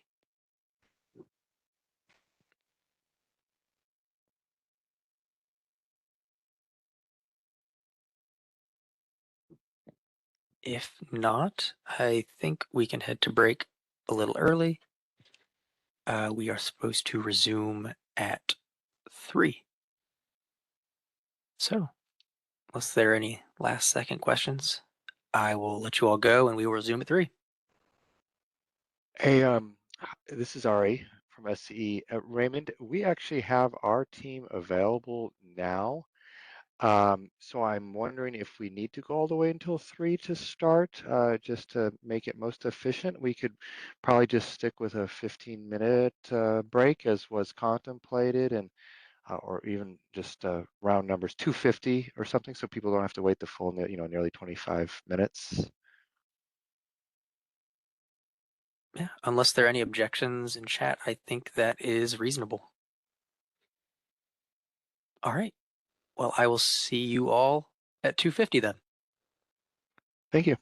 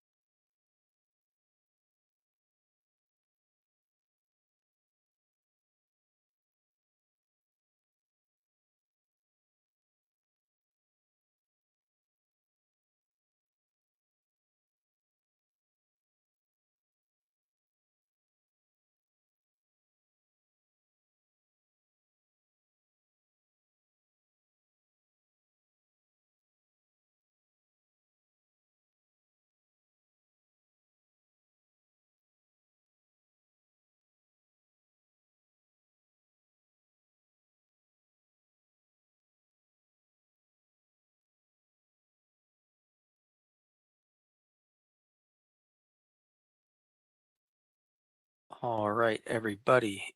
It appears to be 2:50. SCE, are you back? Yes, we are. Thank you for asking. And I'm going to just come on camera in a second here. Raymond, we had talked about putting up a revised slide deck. Are you, yeah, you're currently controlling the screen. Am I able to, or Carly, my colleague, able to now take control of the screen? Yes, you will be able to present the slide deck yourself, and we will distribute the revised slides to everybody after this workshop as well. Sure, sounds good. Okay, I'm going to muddle my way here through WebEx to try to get this on screen. First, I'm going to introduce our two speakers. We do have Carly Gomez, who's an engineer on our distribution planning team, and then Assad Bucks, who's an advisor on system planning tools. We'll be talking about our external portal updates. Let me get this presentation on screen, and to clarify I think this should be it. The changes were just, so we caught some missing values and labels, so no major substantive changes. I am attempting to, yeah, I think I've got this. Now let me see if I can maximize. Sorry about that. Let's see. Slideshow from beginning. How does that look? Raymond, can you confirm that you're seeing the first slide in at full screen here? Yes, I'm seeing the first slide in full screen. Okay, great. Let me go to the agenda next. Slide 2.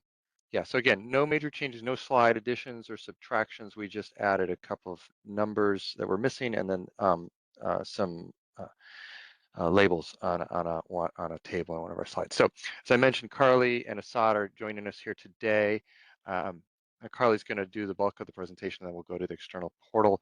I do ask that folks, if possible, save questions until the end. I know that there were questions throughout PG&E's presentation, so if necessary, we can do that, but we did actually reserve 30 minutes for Q&A. So it might be helpful for us to go through unless there's really a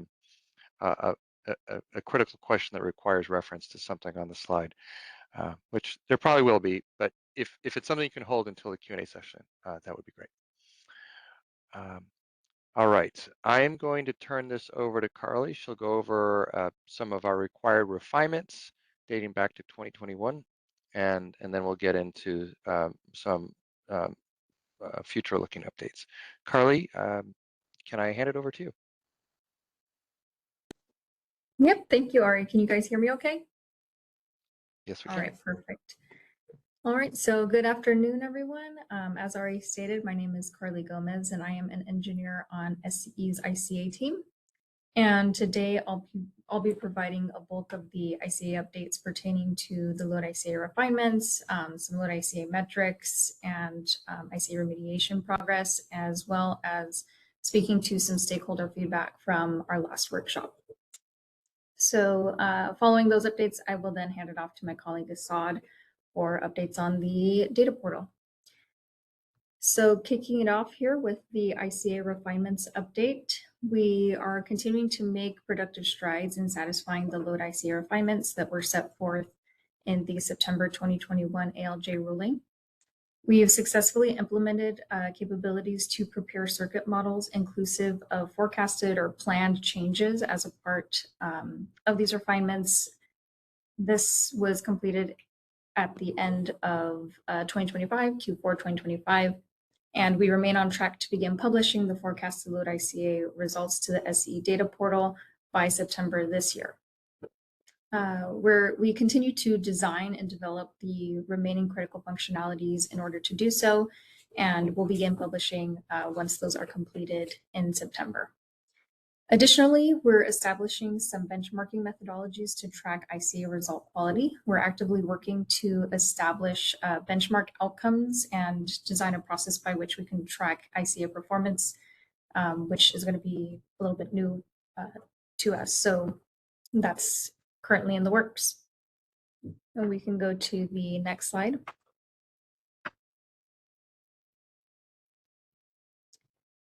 Here we will cover some updates on our aggregated load ICA metrics. So similarly to our last workshop, we provided the definitions for the two aggregation methodologies that we use to visualize load ICA outcomes.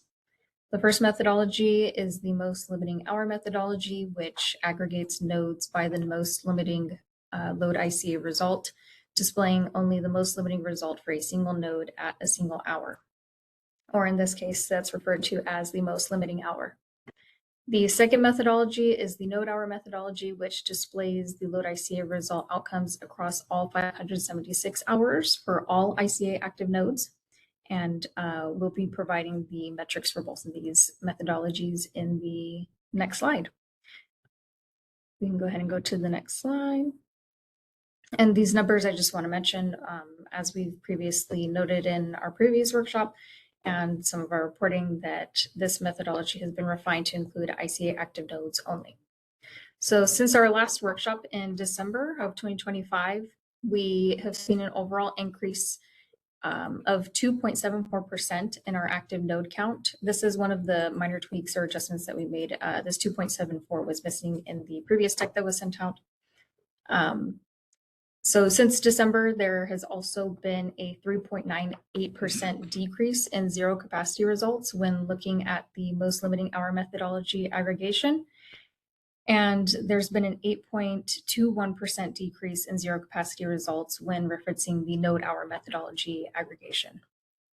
We have seen our results demonstrate in aggregate a greater amount of available capacity, with 48.33% of most limiting hour results showing 1,000 kilowatts or more of available capacity, and 88.23% of all load ICA results demonstrating available capacity of 1,000 kilowatts or more. So that 88.23 demonstrates that across all 576 hours for every node, we're seeing available capacity of 1,000 kilowatts or more. In our next slide, we can go ahead and go to our next slide here. So in this slide, we have a visualization of the most limiting hour data that is compared from Q1 of 2025 all the way to present.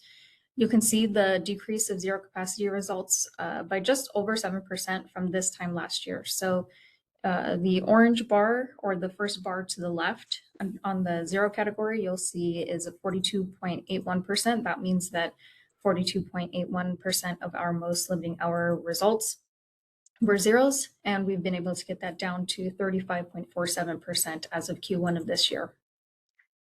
We can go to our next slide.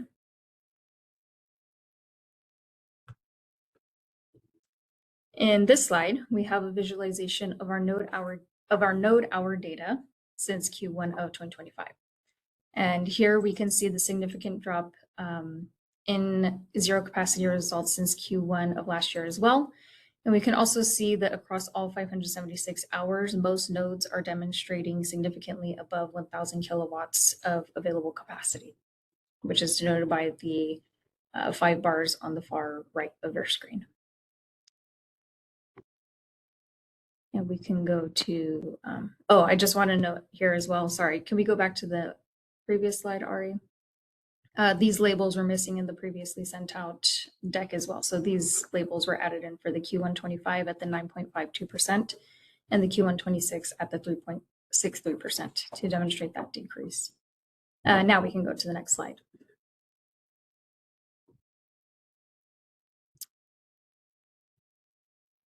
So here is just the actual data for this quarter's aggregated load ICA metrics. This is the data that was utilized to create the prior trends that you just saw, and I will just give folks a minute to review these and digest the numbers a bit, and then we will move on to a remediation update.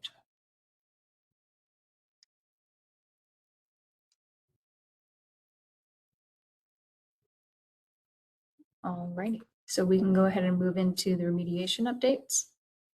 Hey, Carly, I was wondering if you could share anything. I know this is a little off the cuff, but just so people can really, there's a lot of numbers on here.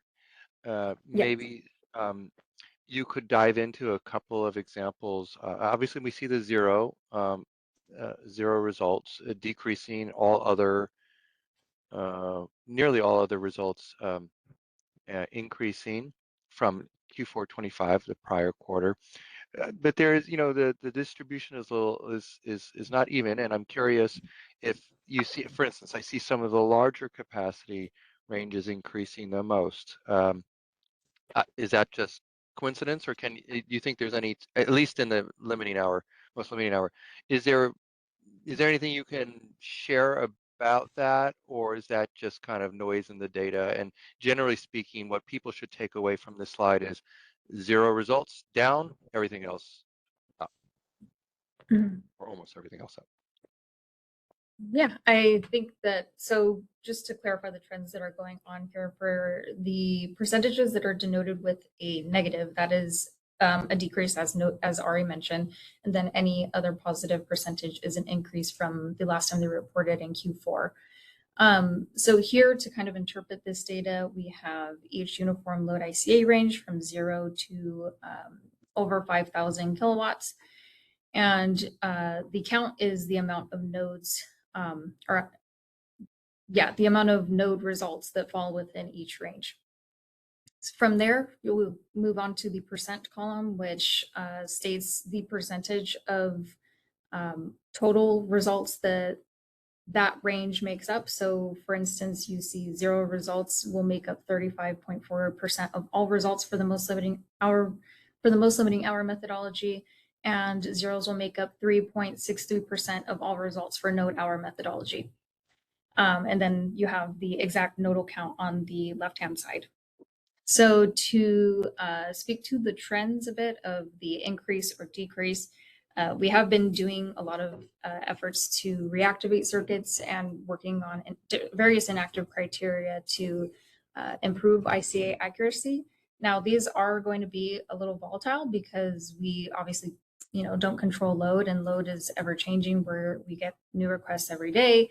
But at the same time, there are things that may de-energize. So the fluctuations are not very predictable, but we can probably attribute this progress to the different strides that we've made in mitigating the various inactive criteria.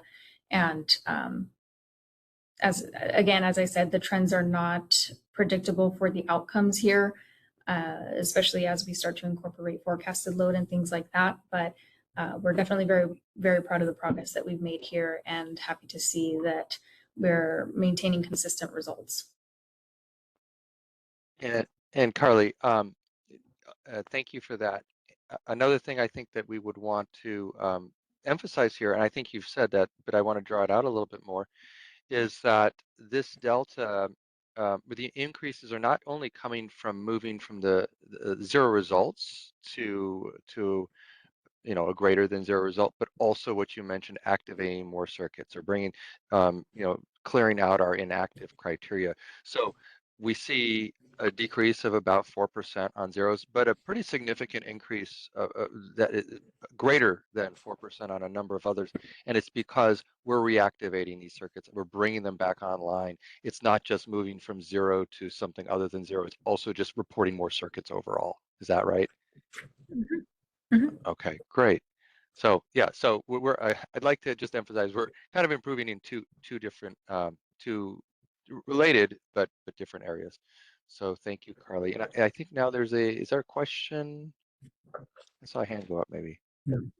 It looked like it was geared towards the end. I was just adding that was first. Question. All right, sorry about interrupting. I was trying to avoid that, but I guess it just created the interruption. Sorry.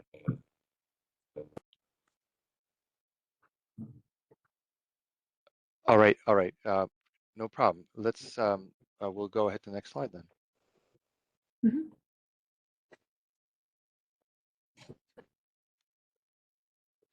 Okay, and we can just go to the next slide as well. Alrighty, so since last quarter, we have reactivated 33 previously ICA inactive circuits. Of these circuits, 29 were circuits affected by child substation connectivity, and 4 circuits were verified as no longer having a loop system configuration. So there are now a total of 278 ICA inactive circuits remaining, which I'll speak to in a little bit more detail in our next slide. And then finally here we see a decrease in our total circuit count, or our total ICA eligible circuit count, from 4,088 to 4,084. This was due to 4 circuits becoming ICA ineligible, meaning they no longer met criteria for which ICA studies are required. An example of this here is that it could be a circuit that would be decommissioned, it's no longer in service, and thus cannot be reactivated or otherwise studied utilizing ICA. And we can go into the next slide. So here we provide a little more detail on the remaining ICA inactive circuits. We previously established 5 inactive criteria affecting ICA accuracy in our advice letter, which was submitted August 2025. By December 2025, we fully remediated 2 of the 5 inactive criteria and reactivated over 700 inactive circuits to decrease inactive criteria count by 70% in just 4 months. So that's some progress that we're really proud of. To date, we have 278 inactive circuits remaining, which are affected by inactive criteria 1, 2, or 3, with criteria 1 being single source child substation assets, criteria 2 being pole top child substations, and criteria 3 being loop network configurations. Criterias 1 and 2 are expected to be fully remediated by April. In order to reactivate the 11 remaining circuits in these criteria, our field engineers must conduct field validations to provide to verify child substation asset characteristics that are not currently readily available for ICA purposes. So this validation process has required a lot of cross-organizational coordination as well as budget allocation in order to support those field resources. And the good news is that this is expected to be completed soon. And the remaining 11 circuits are planned for reactivation by next month, which will mark the full remediation of criterias 1 and 2. The last remaining criteria is criteria 3, which encompasses loop circuits. So loop circuits are a complex challenge which requires modeling and studying capabilities that are not currently available with existing engineering tools. For this reason, we have been working to establish a study process capable of accurately modeling and analyzing these loop systems. This has required the development of new study preparation methodologies. So these preparation methods are going to be are poised for implementation by Q3 of this year. And at that time, loop systems will be reactivated utilizing the new methodologies for modeling and processing, and all ICA inactive criteria will then be fully remediated. So we are still on track to have all problems affecting ICA accuracy which are encompassed in these criteria remediated by Q3 2026, which is this year. And we can go into the next slide. So in this section, we can go into the next slide too. I will cover a discussion topic that we received from stakeholders during our last workshop. So we received feedback during the last workshop that there was opportunity for improvement in the Dr. Pep user guides and widget explanations. To improve end user experience and provide enhanced portal navigation guidance, we have begun publishing quick start guides. So these quick start guides are a series of walkthrough videos which will demonstrate how to navigate and interpret the various layers on Dr. Pep. The first quick start walkthrough of this series is focused on the available load capacity layer, which is now published and can be accessed via the link in this presentation. It is a helpful layer that is forward-looking and is currently best aligned with our planning process. So that's why we prioritize this quick start. And customers are encouraged to reference ICA results along with the ALC layer to evaluate interconnection or energization opportunities. And with that, I will now hand off the presentation to Assad to cover some additional data portal updates. And take it away, Assad. Hello, everyone. So I'll be going over Dr. Pep's updates. So next slide, Ollie. So I'll be focusing on upcoming features. Next slide. So upcoming features for Dr. Pep this year will be the introduction of the FICA, the forecasted load integration capacity analysis. We anticipate it to be go live by September 30th of this year. And the next major feature enhancement that we're working on is the introduction of sub-transmission line capacity, which would be added to the available load capacity layer. Will provide insights in sub-trans system capacity by incorporating sub-transmission line limitations. It's targeted for October of this year. Lastly, by the end of the year, we are focused on meeting our the mandated items for the IDR. And this year's particular focus would be the aligned ICA map pop-ups and API CSV variable names for consistency. And that's all I have for updates for Dr. Pep. Thank you very much.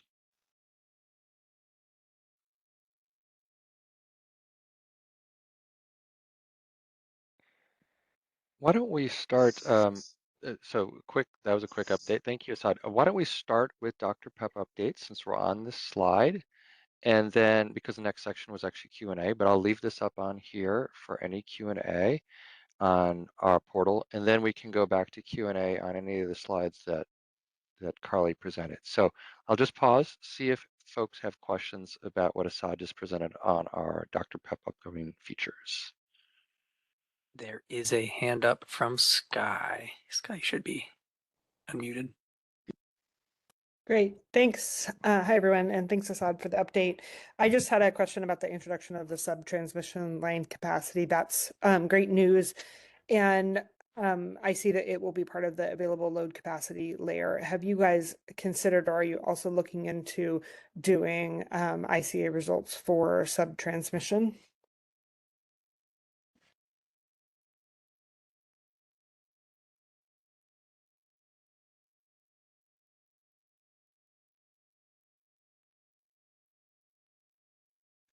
Assad, I see you're unmuted, but we can't hear you if you're speaking. I think I can answer this. This is, so Sky, that's not something we're contemplating right now. As a reminder, our subtrans system is equivalent to what would be a portion of the other IOU's transmission systems. Right. So we think that to keep parity, we wouldn't need to add that, and we're not planning on it right now. It's a very different network, requires different tools, and it's much more complex than our distribution system. So it would really be a huge lift. So not something we can tack on easily. I appreciate that it would be quite different to do it. I just wanted to understand what your plans were. And then similarly, I just wanted to ask, just with what you just alluded to, it is quite complicated to do a networked line capacity. So can you say how you're doing it for the available load capacity layer then? Or like, if you can't do it for ICA, but you're able to do it for ALC, I'll call it. I'm just curious, like what the sort of process difference is or whatever. And just to be clear, like I said, this is helpful. It's good to hear that you're doing that.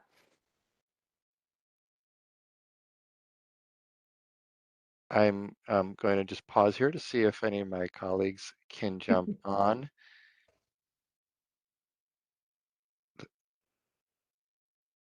Let's see if any of the folks have an answer immediately. If not, we may need to get back to you in a couple minutes, Sky. Okay. And I had questions on other slides, but I'll take my hand down for now and wait my turn. Great. Thank you, Sky. Any other questions about our Dr. Pep improvements?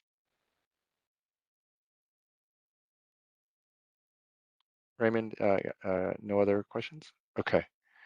Sky, we'll get back to you shortly. and we're conferring on the side about that. Let's. I'm happy to now jump back to ICA. I'll actually to our ICA updates. I'll go back to the beginning, and what I can do is actually just go through the slides. And so if folks did note something that they wanted to ask about, you know, you can raise your hand. And Raymond, I can't really easily see who's, I don't have the right screen up. So if you can just say, hey, someone's got a question about this slide, that would be great. Or if anyone has a question that isn't directly related to a slide, you can just raise it any time as well. But since Carly presented a number of slides, I just want to make sure we don't miss anything. So I'm going to slowly go through these. And Raymond, just give me a shout out when you see a hand up. So we had just definitions. We talked about our updates since December in terms of zero capacity. We showed that in graphical form for both, this is most limiting hour and then node hour. Any questions yet?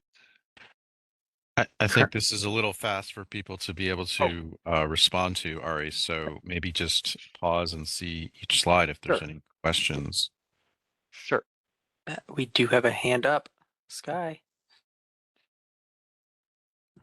Surprise. Yeah, I actually was waiting until you went to the last table because I think that's actually the consolidation of the data that you were sharing. So if you want to proceed to that table. This one? This yeah, one? that's great. Yep, Thanks. that was going to be next. Okay, great. So I think I just have a couple little sort of substantive questions here. First is with the respect to the change in the zero values, and maybe this also with respect to change in the other values, other than the reactivation of circuits that you guys have mentioned, are there other changes that you have made to the underlying data or the ICA methodology that you think are that you would attribute to the change, or do you think the change is simply due to, you know, natural changes in load and generation, which again we would expect the number to change somewhat? I just want to make sure I understand, are these changes being driven by any changes at all that Edison has made with respect to the ICA, or simply due to actual system changes?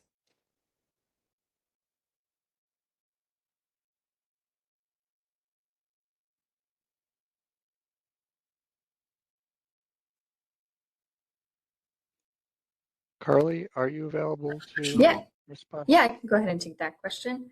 Hi, Sky. So for your question, or to your question here, I think that it is probably a combination of both. In all honesty, I think that, you know, load and generation fluctuating will naturally cause shifts in different capacity values that we see here. But also, as a part of the load ICA refinements, we have implemented, you know, a series of changes to be able to model more accurately, you know, the circuits that we have, and thus reactivation, and provide hopefully, you know, improved results. That's the whole goal, right? So I believe that it's probably a combination of both of the natural fluctuation of the system, as well as the improvements that we made to our process via the load ICA refinements and reactivation processes. And then I see the question there as well. Do you have a follow-up there? I'll go ahead and take your follow-up. Yeah, I do. So I would like you to now describe each of the changes that you're alluding to that you have made to the ICA. That is, I think, critical information for us to be getting at each of these. If you are making tweaks to the ICA methodology or data, and those, you know, I agree, some of those have been required, I am not aware that of what changes you've made. So I'd like to have a better understanding of that. So because that helps us get to the root of understanding what the potential issues are with the ICA. So can you please describe what those changes are that you think you might have made that could have driven these changes? Yeah, for sure. So we haven't changed the ICA methodology itself. We're still implementing the methodology as mandated by the CPUC, but we have made improvements to the data, I guess, the way that we're incorporating the data. So for instance, a specific example of that would be like primary meter customers.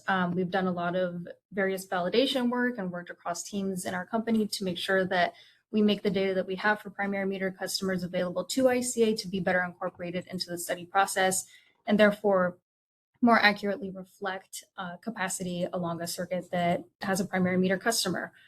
Or as I mentioned in can I just pause you on that first one? But so just so I'm making clear, so my understanding, and I may have misremembered this, so is that when you guys presented last time, you said all of those primary meter issues were resolved already. So are you saying that this reflects additional changes to primary meter customers from when you last No, I would say reported? yeah, no. This is an outcome of incorporating that refreshed data into the new process. So the circuits that we've been able to process that have the primary meter customers that have been reactivated, the results are giving us a better outcome. And So just to they be clear, wouldn't have been reflected in the earlier data then? That's the part I'm sorry. Go ahead, Ari. oh, Yeah, and Carly, I was going to say, want to make clear we're not changing the CPUC approved ICA methodology. We are improving our data, and we're doing that through the ways we've described in the remediation plan advice letter that everyone's familiar with, and that we're currently waiting on disposition of. But Carly, maybe you can clarify the changes, the improvements that we're making are the same that we announced previously. I think the issue is we're getting through them, but maybe you can more clearly respond to Sky's question. Yeah, so I think that just to provide that clarification is that how we've stated historically in our reporting is that the reactivation does not equate to the republication. So now that we're getting through the circuits and processing them and publishing them, these result sets are then reflective of the incorporation of more of those reactivated circuits. Okay, that doesn't make sense to me, but from what I understood before. So we've previously reported that you had reactivated circuits and you had dealt with the primary meter issue. So are you saying that there are new, like, I'm not sure I understand where the additional part came from. If you had reported that you'd completed that task before, how is that changing the data that you're reporting today is the part that I'm just misunderstanding, I think. There isn't a significant change here, so I don't want to spend a ton of time on it. And Ari, I want to affirm that I understand you saying that Edison is changing the ICA methodology, but as you know, all stakeholders that commented on your report and the advice letters have concerned about the ICA results that you guys are publishing. So what we want to do, to your credit, is make sure that when you make any sort of change, we can understand what effect it has. Because if there are sort of changes being happening but not being described, then nobody knows what's actually driving the outcomes. And so I just want to, it's a small change, but you're kind of, it's sort of a little bit feeling a little hand wavy, like we're doing things. And I'm like, well, what things? Because those things are changing the results. And that's really important and hopefully positive. But if we don't know them, then that's going to make it harder for us to track down and have ultimate confidence in the ICA outcomes. Carly, is it true that what we're talking about is the various inactive criteria that we identified in primary meter? Is that one of those? That is one of the previous inactive criteria. Maybe that wasn't. I understand you were speaking off the cuff. That may not have been the best example because we had cleared that actually earlier. I think that's what Sky's saying. But there were, 5 or whatever it is, 5 or 6 in our plan, and a number still remain to be cleared. So is that, maybe it was one of the other examples we could give of an inactive criteria. Is that what you would? Go ahead, Carly. So I think the clarification here is that just because they were reactivated doesn't mean they were processed yet. So now that they were reactivated and the criteria was fixed for each of the circuits, as we now process them through ICA, their ICA results will then be incorporated into these aggregate results here. Does that make sense? I think it does. So you're basically saying when you guys say you've reactivated, you actually haven't run the ICA on the reactivated results yet. And so they'll appear over time whenever you get around to actually running the ICA on them. I don't mean that to sound so sarcastic. Yeah, I mean, we've stated our goal is 1 month. I know there's a disagreement about whether, that should be mandatory, but I think what Carly's saying is it's not instant. The republishing is on average around 1 month, but it can take longer. But yeah, that would account for the delay and why we're still seeing effects of that. Okay. And I would ask just going forward that, especially where there is any big change, that you guys do the work before these meetings and the report to just make sure you know where the change came from. So because that's what we're interested in. I mean, I'm interested in ultimate outcomes, obviously, but like we're going to have to ask you these hard questions every time if you don't just say, this is why these numbers changed. Exactly why, not vaguely why. Because that until everybody has confidence in Edison's results, that level of detail will be necessary.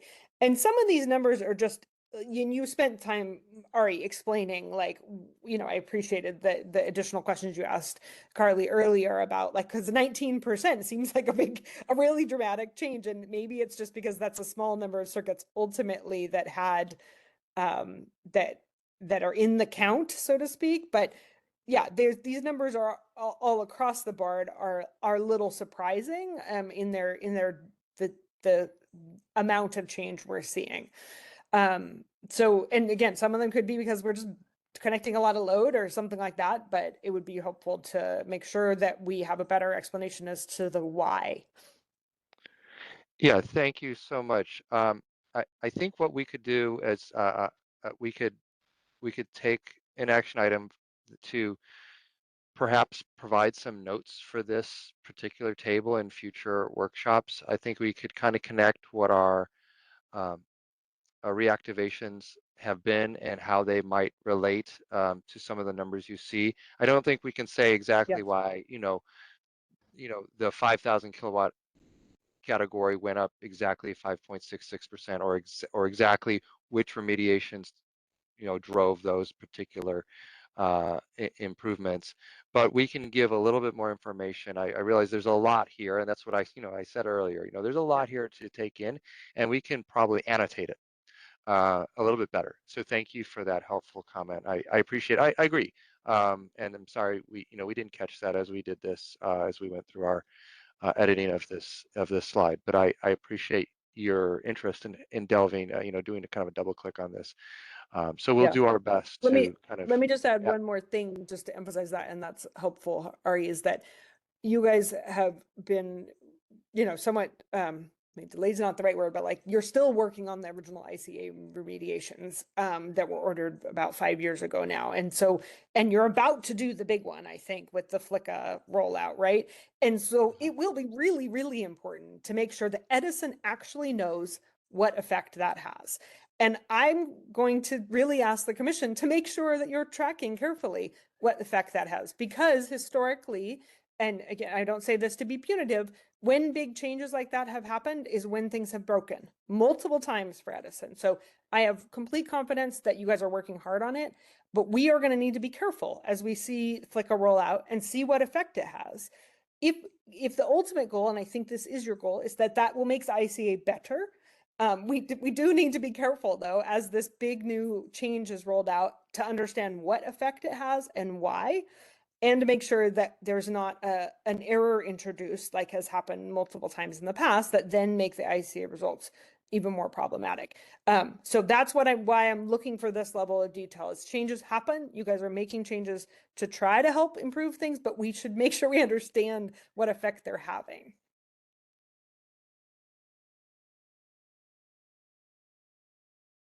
Totally understood. Thank you, Sky.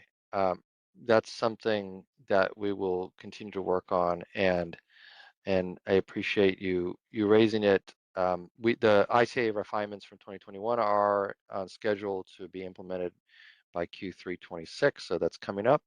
And understood that you'd like to see how those refinements actually impact the numbers. So we'll continue to try to correlate that better for stakeholders. Thanks, Ari. I wanted to turn to a couple of other things.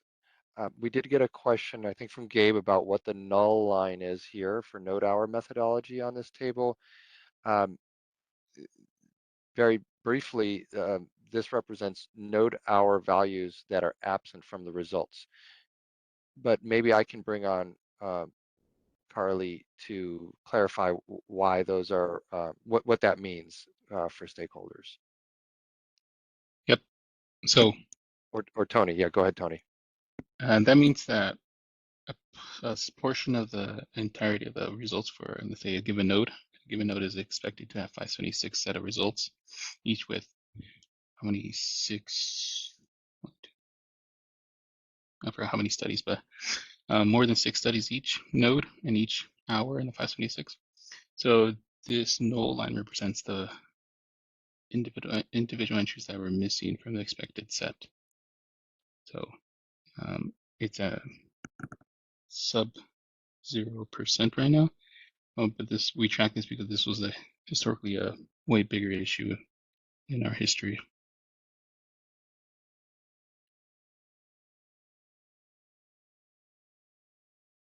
Thank you, Tony. I also wanted to return to the question that Sky asked at the beginning about our Dr. Pep update, specifically why we are going to include some sub-transmission. I'm actually going to go ahead to that. So we'll come back in a second, but I'm going to go ahead to that last slide. And there was a question about the introduction of sub-transmission line capacity, and it's an ALC later, why not ICA? I think Assad is still on the line. Assad, you, I think, have a description of why it's in the ALC layer and frankly, why it cannot be an ICA at this point. Can you come on to share that, Assad? Can you hear me? Yeah, can I just quickly jump in, Ari, and just say, I don't need an explanation of why you're not doing it in the ICA. I just want to understand how you're doing it in the ALC at this point. Happy to hear both, but that was more, I just wanted an understanding of how you can do it there. Like, why is it easier to do it there? Exactly.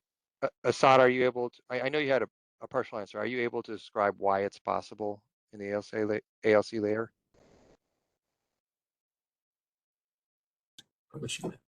Yeah, can we just clarify real quick? Are we talking specifically about the forecasting or the forward-looking characteristic of the ALC? Okay, so the ALC layer is based off of our distribution system plan, which is all forecasted information, but it's based off of static values, whereas the ICA process is based off of an iterative method, which is much more complex to provide forecasted information. And so that's what we've been working to develop.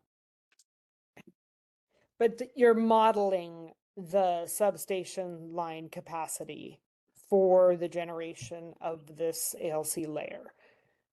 Like, you're conducting an actual model of the line capacity.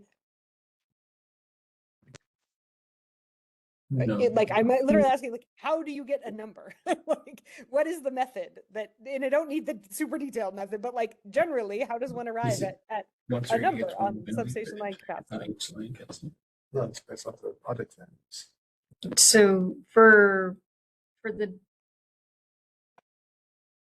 distribution system plan, we have forecasting methods that have already been in place, and the projects and the various load or generation that's coming into the system will be analyzed on a project by project basis. And then at that time, when that application or that load validation series of the planning process is taking place, that is when those projects are modeled and then evaluated as to whether or not they can be incorporated into the forecast or how they can.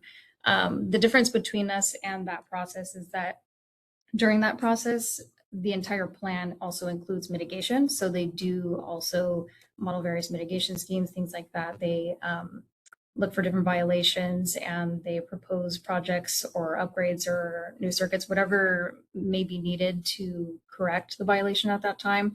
Whereas ICA does not incorporate any of those at the moment. So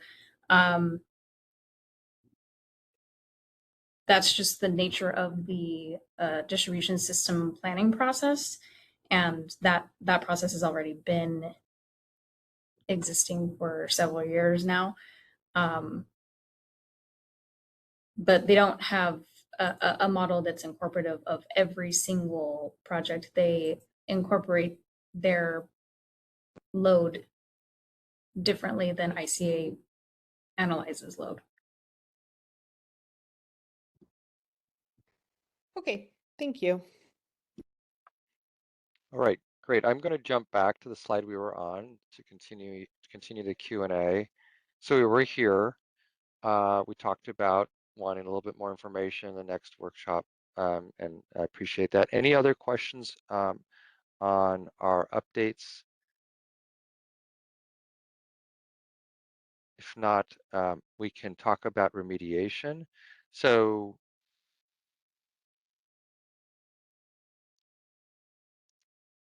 I'm just going to slowly go through these. This slide discusses the reactivation of certain circuits that were child substations.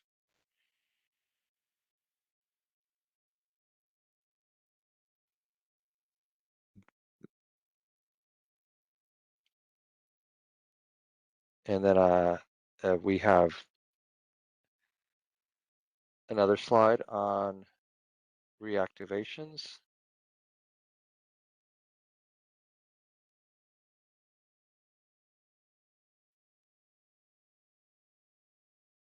Then I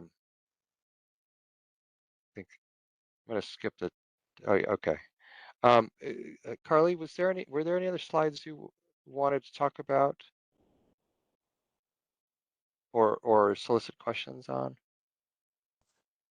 No, not at the moment. If there's anything else that needs addressing, then we're happy to get any questions answered or concerns or maybe clarification on something.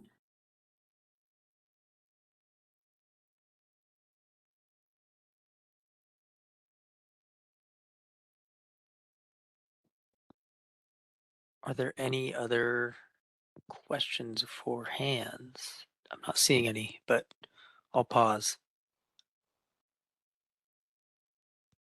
There we go. Sky. Thanks. I obviously wasn't able to be here for the presentation that PG&E gave and just got a quick summary from Mari. And I'm going to have to just go back and listen to that part, I think, to understand the discussion about the substation bank issues. But I wanted to ask Edison a related question about this, and you can tell me if this was fully discussed and I should just go back to the notes. But did Edison, during that discussion, did Edison weigh in on how it's doing the substation bank evaluation and where it's embedded in their ICA results? And then also, I'm wondering if you can answer how you specifically how you do the redaction of any criteria on that. And yeah, if this was already fully discussed, I will happily go back and listen to the recording.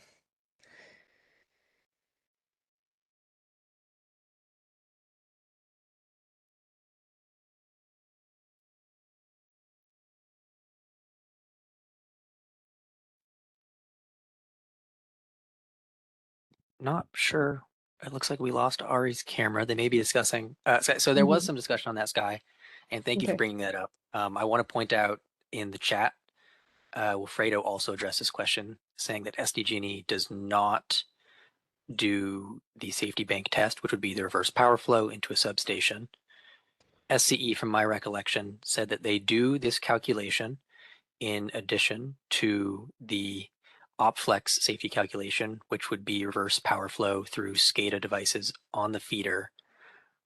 And that in the slide which PG&E provided, which had the example, they would not redact the ICA static grid value on that feeder A in that example.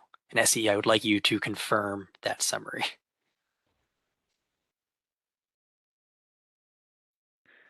That's correct. So just to make sure I understand, so the Edison is incorporating this safety bank criteria only in the operational flexibility criteria. No, not within No. that Okay. criteria. Not within that criteria? Correct. Okay. You know what, Then I maybe must have what would misheard. it might be helpful if we actually bring up PG&E slides again. I just, so just a second, Sky. I don't Mhm. have control of those, but Raymond, I might ask you to do that because there was a good example that we could talk through.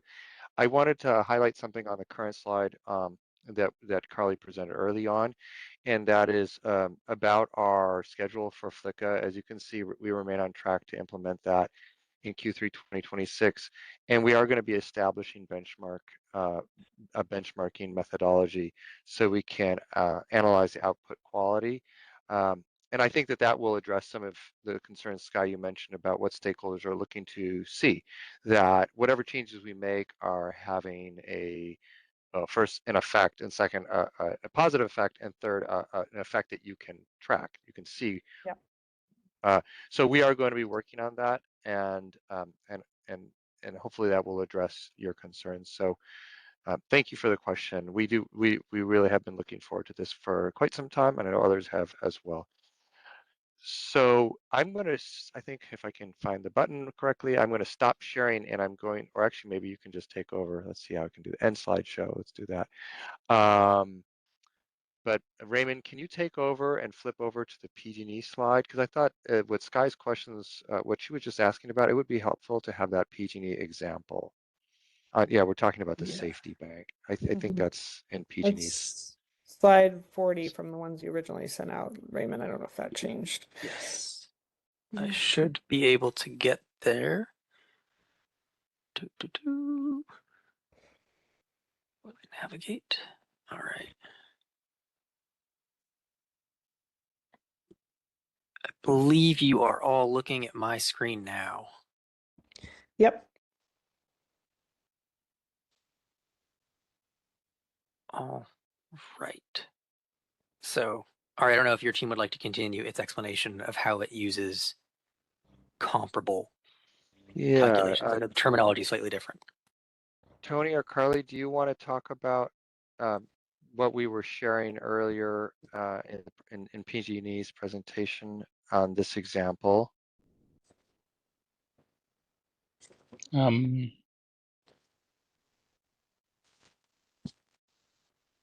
I don't want to sound like on repeat, but Sky, can you repeat your question? I hope this table is applicable, Yeah, perhaps. well, Go I ahead. was working off of what I thought Raymond had said, which was I think that his understanding at least was that Edison was incorporating the sort of the equivalent of the safety bank or the substation bank issue into your operational flexibility technical criteria. Look, I'll just stop with that. Is that a correct statement? Before I go on to the others, because then it may or may not matter.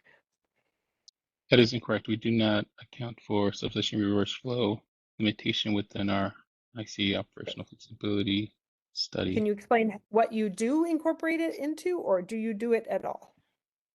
We do incorporate it across the entire set of results, specifically the generation results. Can you explain how you incorporate it across the results? Like, what does that mean? I don't understand the question. How do you incorporate the substation backflow into all of your results?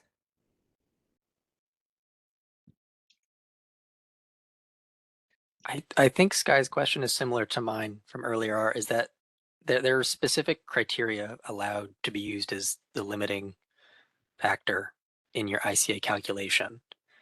And I think Sky's trying to understand, is safety bank in one of those criteria, or an additional criteria which PG&E and SCE have added? Is that Well, we know You're- that they haven't added a criteria, but what they're supposed to be evaluating, and we understood that they were evaluating substation backflow, which is what Edison's trying to address with the safety bank. And what PG&E is trying to address. And the way PG&E did that was they created a whole nother criteria. Not in addition to there's thermal, voltage, and protection, operational flexibility. Those are the 4 primary criteria. And what PG&E has done is create another criteria, number 5. And the other 2 utilities do not have that criteria. So what I'm trying to understand is, 1, are you actually evaluating substation backflow? And if so, how? Where does that result appear? Or how is it incorporated into the outcomes of, and we, so somebody, mostly I just want to understand it so I can contrast it with what PG&E is doing and understand the reasoning behind it. But also you have said repeatedly that you are looking at substation reverse power flow. So now I just want to know, well, how does that work?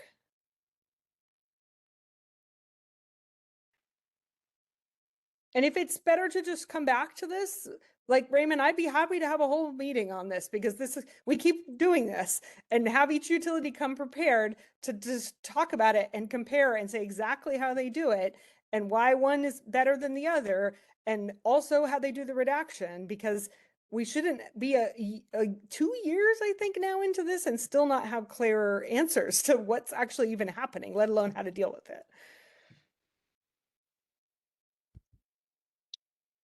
Okay. This is Antonio again from SCE.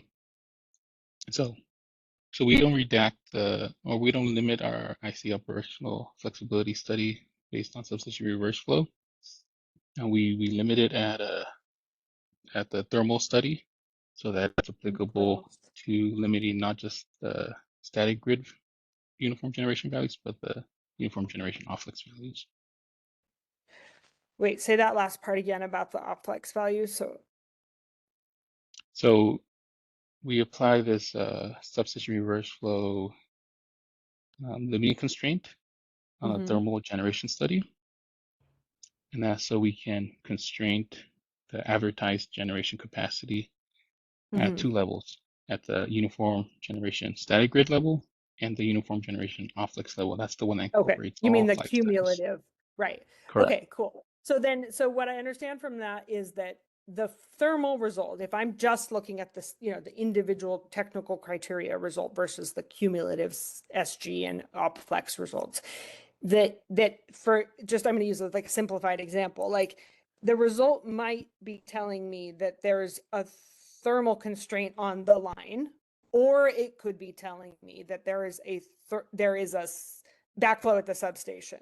That's what Correct. the thermal result is telling you. Correct. Okay, and then for that reason, well, since it's not clear which one it is, it's just that it's thermal, so you don't know if it's the line or the substation. You don't necessarily know if it's based upon 100% of minimum load or not. So is that the reasoning behind not redacting it? Also correct. Okay. Would it be possible theoretically to get that in writing? Like so that so we don't have to keep doing this? Like that was super helpful. And the thing I think Brian and I've been looking for a while. And I would love to hear from, I guess San Diego said they don't do it at all. Is that right? Do it meaning evaluate substation backfeed? That's correct. It's super fair with PG&E. We don't do this at the substation level. We do it at the feeder level. You do it at the feeder level. Okay, I'm gonna need more explanation of that too. But I'm having a hard time hearing you. It's a little garbled. Can you hear? How about now? Can you hear me better? A little bit better, yeah. Yeah, no, all I was saying is that we don't do it at the substation level. The details of how it's done, we don't have SMEs on it because we know we're gonna have a discussion. But if it's something that we can go more detail. But I guess what we really want to say is we don't do it at the substation. Therefore, you don't see ICA values at the substation level for us. Are you saying you don't see the value, you don't run a separate value, or you don't evaluate substation backfeed at all? We don't evaluate backfeed on the substation. This is for ICA, right? But that's I'm not sure if that's creating some confusion on your part. That's all I know. It is because I think that that's required. And that's why PG&E added it, and also why it would be somewhat hazardous to use ICA SG as a screening criteria in Rule 21 if you're not looking at substation backfeed. Okay, I can take that back and then really give you a a detailed look, and if we don't do it, why are we not doing it? Yeah, and then obviously, if you are doing it somehow, a detailed explanation on how you're doing it and where it's coming out, so I don't have to ask those. That's helpful. And I guess Raymond, and Gabe, can, for the next workshop, rather than just doing this, like, utilities present on what they want, can we actually have just a specific section where we get absolutely nailed down who's doing what and how and why on substation, reverse flow, and how they're doing redaction as it applies or not. And then I would like further to then have the utilities talk about amongst each other why one method is better, so that we can get to one method, because I think that's what the commission has required from the beginning, and also what would be clear for everybody. But at a very minimum, people should know what is actually being done, so that when they look at their ICA results, they understand them, and the commission understands what they mean as well.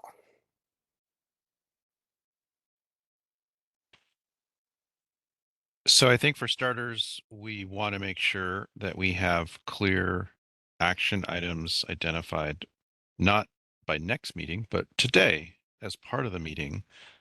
So I've written one in the chat, and I would like to end this meeting with a list of action items. And in some cases, there are items which are subject of a pending resolution. So I think we can get perspective on them, but if they're being decided by resolution, we can't necessarily decide them today. So if there are ones like that, let's just be, conscious of that. But I think in general, it would be more productive to come away with action items. They could either be retroactively added to the most recent report, or if it's something that's to be worked on, it could be reflected in future reports, so that there's a breadcrumb trail from action item coming out of this meeting, results or action taken, reported on in the next meeting. But I think, let's start with action items, and I think each action item we can determine what's the best way to both memorialize it and also track it. So one of the action items was a request that for IOUs in their biannual reports and the quarterly workshop, when reporting changes to ICA results and metrics, to include the actions taken and the reasons for the changes in results and metrics. That was my distillation of a previous comment. That seems like a productive best practice for all utilities to incorporate into their quarterly workshops as well as biannual reports. So I'm hoping we can have consensus on that today. And I would like to, after that, just make sure we capture any other action items. I think there are a few that I could think of. So does that one, is there any objection to that, or is that something we could agree would be incorporated going forward into the format of this workshop series and reports?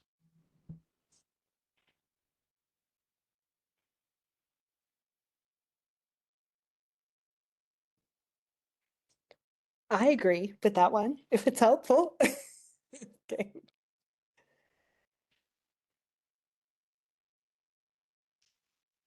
Yeah, I mean, I'm asking the IOUs if they could comment on on this one? Is this something they could incorporate as a practice into quarterly workshop presentations as well as the biannual reports?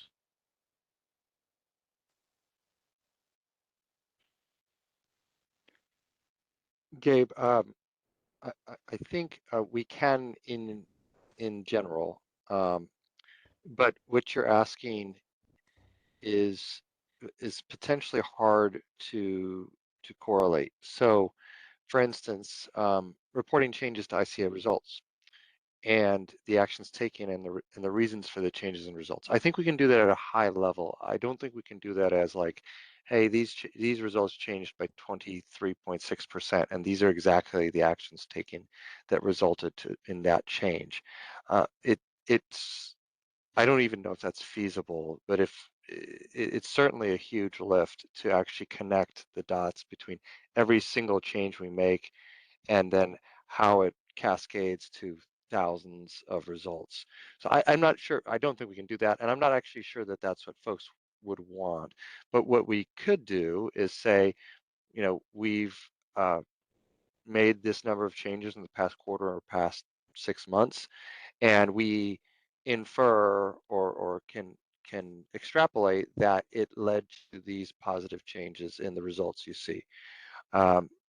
So it's going to be more of an interpretation than it is going to be, we made 100 changes and they led to these 1,000 results changes exactly. I don't think we can connect the dots like that, but we could strive to provide more insight as we were discussing earlier. So I appreciate the suggestion, and we'll do our best. I just don't want to set up an expectation that we'll be able to do a one-to-one correlation.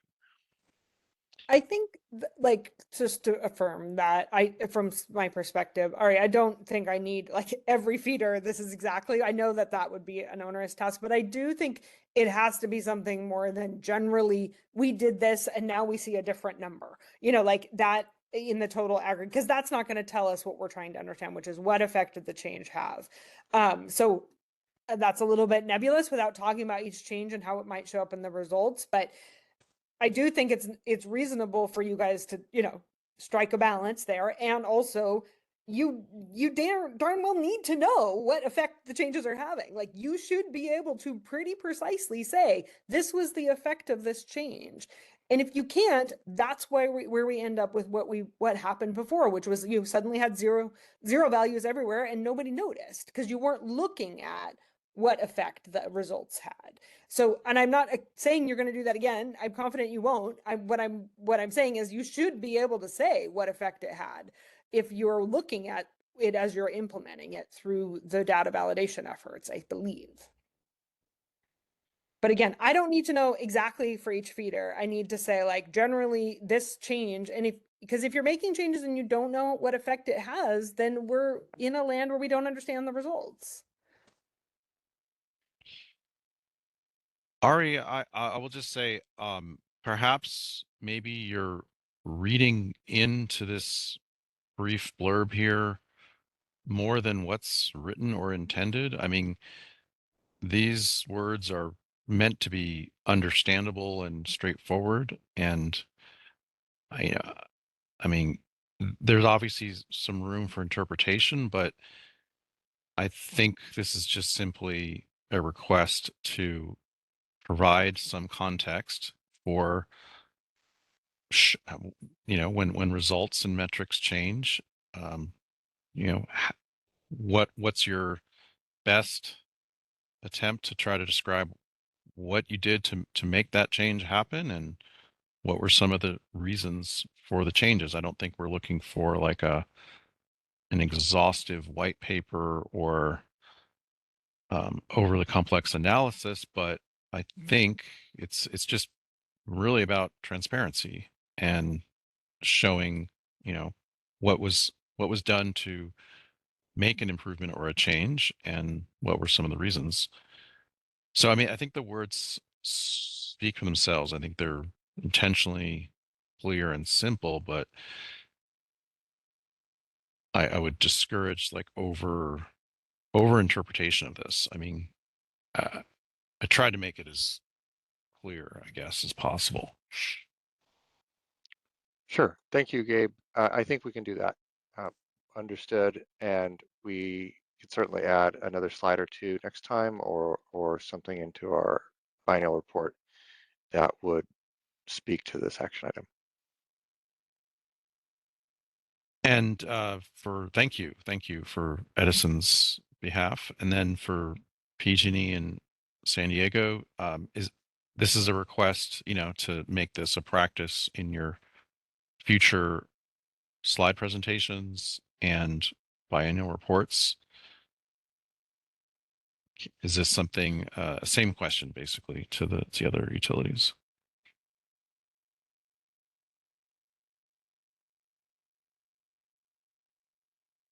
Yeah, PG&E, I think that's the intent of these workshops, is to report updates and changes and the impact. Yeah, hi, this is Jen from San Diego. Yeah, I think we can be able to do that. So we'll go chat with the team about the ask and how best to incorporate it going forward. Okay, great. So I think we have consensus. Appreciate that. Let's just see if we can capture any other action items. I wanted to just circle back to one topic when we were speaking with PG&E. I believe you said that any resource, any load under 200 kilowatt hours, kilowatts, does not get an engineering review, and so effectively there's like 200. There's never less than 200 available hosting capacity, but that may not be understood by the broader stakeholder community. First of all, is this is this similar for all three utilities, and if so, how best to communicate this out?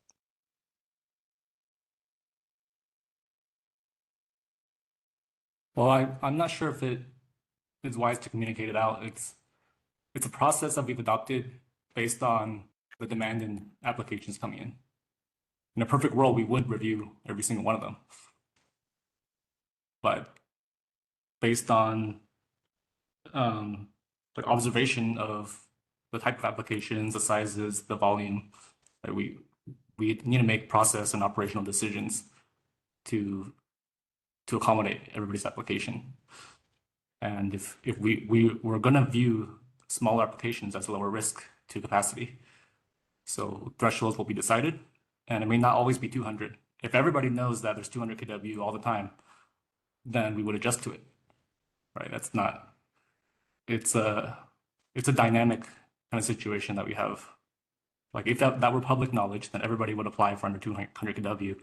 Then now those are no longer low risk applications, kind of like a market efficiency thing.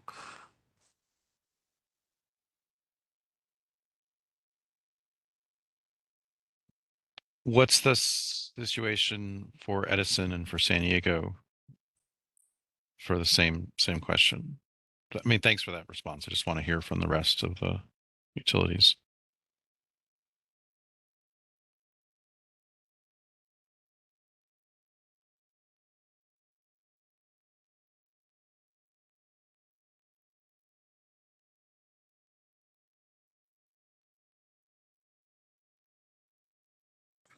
Hi there, this is Carly with SCE. I just want to say that we agree with the response that PG&E just gave. We have similar thresholds, and we agree that it's equally as infeasible to get through every single application.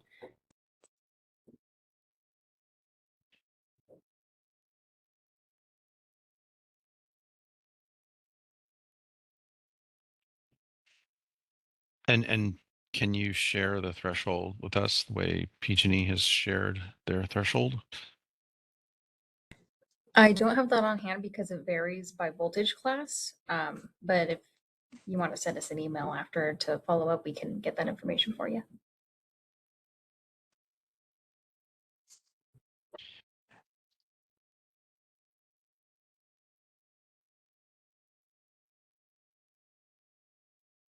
So I guess what I'm hearing is there is a unspoken threshold below which engineering review is not conducted, but you don't want to publicize it because you think that that would lead to I'm not sure what the reason is. You think that would lead What to would lead what? to contain? It would Yeah. lead to conditions that made the determination to set that threshold in the first place. Conditions changing, Mhm. and it would also open up potential for abuse. So I mean, I'm trying to think of a half step or a smaller step that might be beneficial. Would it be beneficial to put some kind of disclaimer on the maps that say, you know, when you see a 0 value, you know that smaller projects may not trigger a review, and you know it's always worth checking with the utility. I'm just trying to think, is there something that doesn't cause that in your mind doesn't cause the concern that you're speaking to, but actually does provide some, you know, beneficial information for would-be applicants?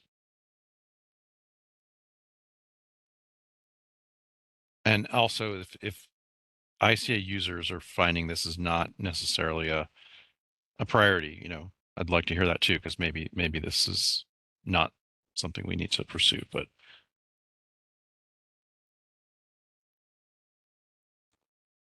Hey Gabe, this Yeah. is PG&E. I don't know if you can hear me, but I sorry I didn't get the whole question. Was the question about what size of applications need engineering review on our side? I think that was the question. For And us, 30 yeah. kW, they get sent to the engineers for review. Now I don't have details exactly how they do the review, but for us, yeah, 30 kW is the cutoff. For Much load? smaller. For load, I don't have that information. Yeah, I think Scott. it was asking us for load, not for generation, right? Gabe? Yeah. Yeah, I don't have information right now.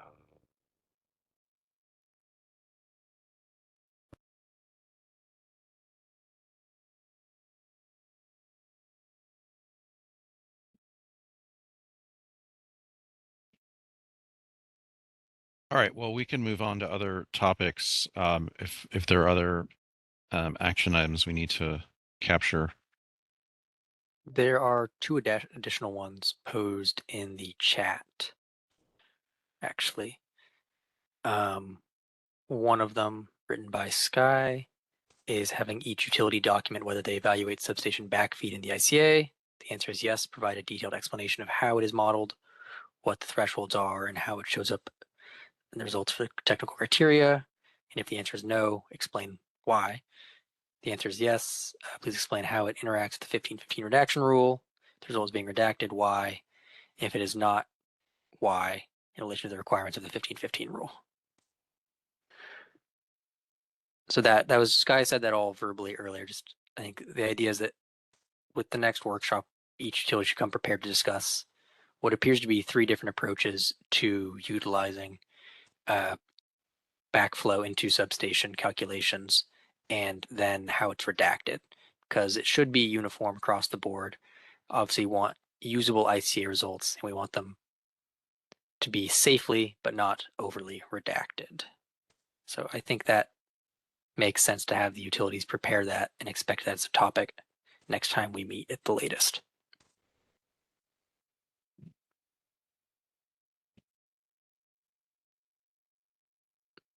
I don't know if Sky would like to add anything further on that point, or if the utilities would like to say that they'd be happy to discuss this further. I know PG&E, I appreciate that you have created this slide already, which is a good start, though there may be additional content you want to add there. The only thing I would add on from my side is just that in addition to the 3 IOU's presentations, my hope again is that we then have a discussion about what is the way that this should be done? What are the pros and cons of the different ways of doing it, both from a technical safety and reliability standpoint, which I think this really is a safety and reliability issue, but also a customer reduction, so usability of the ICA issue. And again, I'm not going to weigh in on whether IREC has an opinion about whether they all should be exactly the same, although I think that is generally the approach the commission desired to take, but more just like we need to understand what's happening and understand the pros and cons of the different approaches at a minimum. And I think that's there may be reasons why one utility is doing it and not that our system. That's where like a good discussion it would be helpful, not just a presentation.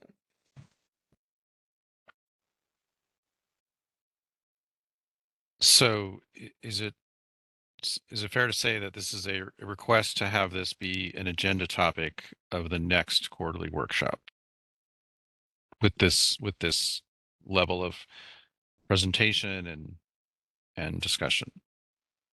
Yes, and then ideally it would, because they're not there. We have correct me if my memory is wrong. We have another workshop before the next biannual report, right?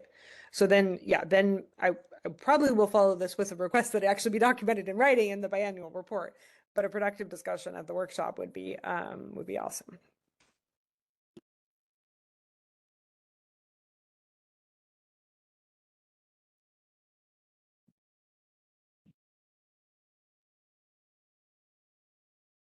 Okay. Seems like a good suggestion for the next workshop. Is there any reaction, feedback to that request from the utilities?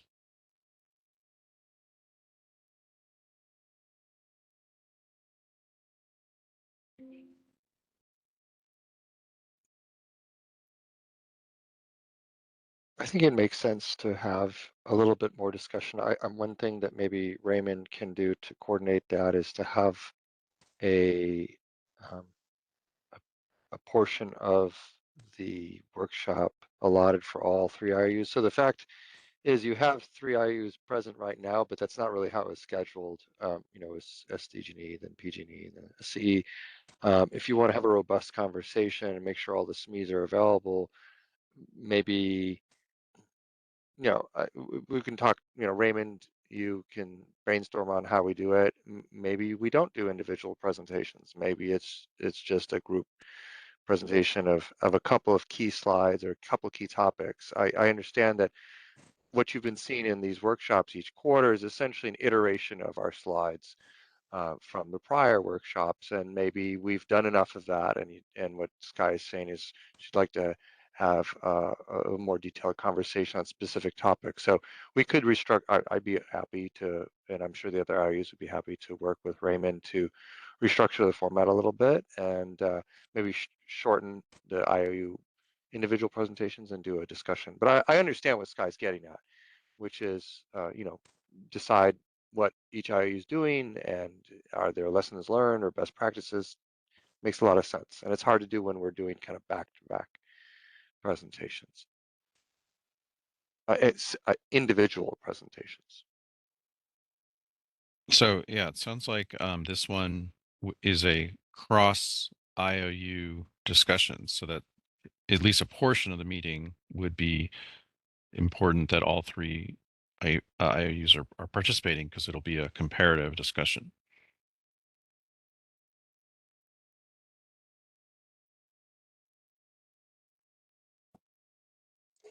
This is Samwad. I actually have a question on this topic. We can go into it now or later. I don't want to hold us up too long, but On the same topic or on a different one? on this same topic, yes. Well, I think we only have 15 minutes left before the meeting is adjourned. So do we have any more action items that we want to get to? There are 2 more in the chat. So why don't we try to just cover those, and then if we still have time, we can come back and That further sounds great. discuss this one. What's the next one? The next one is actually from Sam, if you'd like to continue. Yes.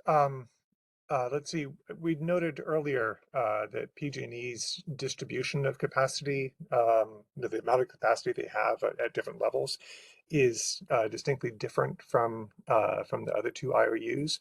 That might be a result of different topography or architecture, or it might be a difference in methodology in that.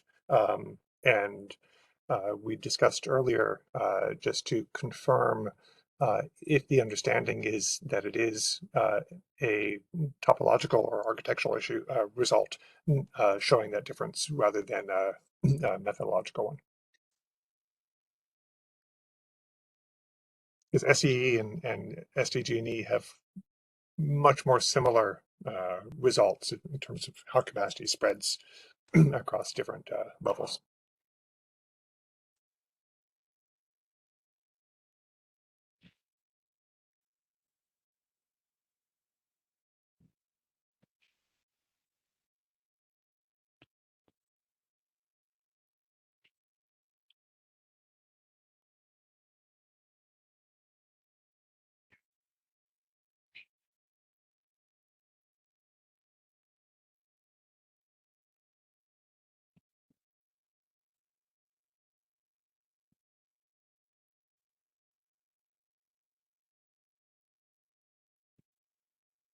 Any questions or comments on this proposed discussion item?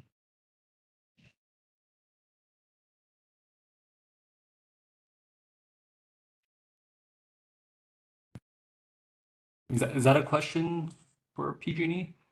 I mean, I think we need to align to the IOUs a little bit. I personally, that was the first time I've seen SDG drastic results, 70% down to 5 to 7%. So I don't know the background behind that yet.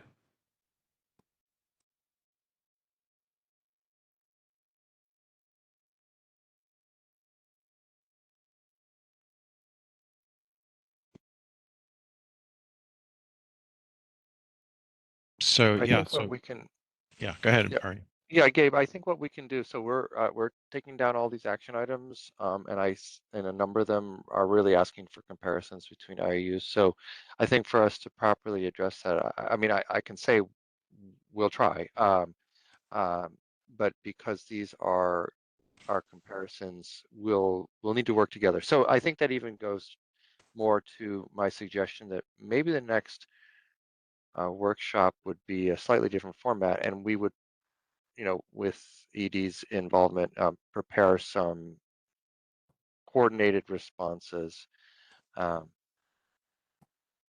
looking at these questions together. Because in other words, we can't really answer them individually. We have to reference another IOU's results and make sure we understand them. It's not something we're going to do off the cuff. So yeah, I think these are all reasonable action items, but they require a slightly different format and different approach to creating the workshop. When we have time, until the next workshop, we can work on coordinating that. It is, thank you. Back early on, we had used or proposed using some standard test circuits for each methodology to be used to confirm that they had got the same results. I don't know if that's still possible or if that's something you want to do. It might not be necessary. Again, there can be very legitimate reasons they're different, but this goes back to the same question of like, where did the changes come from? Is it is it methodological or is it something else? In this case, it's not changes, it's a difference between average results.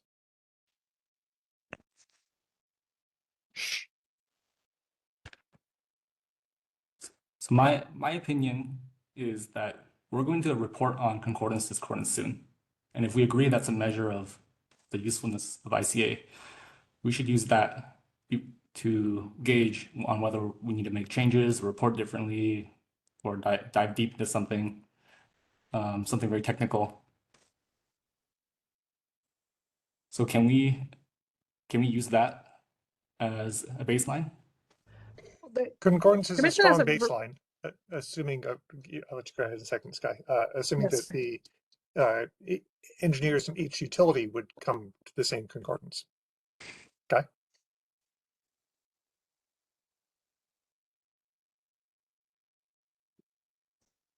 And furthermore, the resolution hasn't been voted on. We don't know what the commission's going to require with respect to concordance. Two, as noted in the comments on the resolution, there's a bunch of issues with the concordance reporting and whether or not actually tells you that much. So it's not going to tell you what exactly what Sam is getting at. And three, why is it so challenging to have a conversation about whether the results and methodology is being applied similarly? We've spent, as Gabe and a few of you will remember, many months together working out exactly how each utility was going to do the ICA, and it has diverged. So I think it's worth having utilities spend some time talking to each other about what they're doing. We've been asking for this for a while. I think that's reasonable. And I think if there aren't explanations, then that suggests to us that the IOUs don't understand their own methodology. I don't mean that disrespectfully, but I think that you should be able to understand the differences, especially if you're actually doing the same thing, which is what the commission has required. So I think it's worth at least, if the utilities have to have a pre-meeting and talk to each other beforehand, that sounds like a great idea to me and not really that difficult to do. So I think I heard in response to this comparative, discussion idea, the utilities say they'd like to align because some of the results they're seeing for the first time today. So I heard that as kind of what you're asking for. So let's, I think we're getting some consensus here. Like this is a topic that we could put on the agenda for next quarterly workshop. They would require a little bit of preparation and alignment. And I think we have an action item here that's requires some follow-up. But I didn't hear any like strong objection. No, no objection from my side. I think my comment is more directed towards the gentleman that suggested we go look at test circuits and at this point,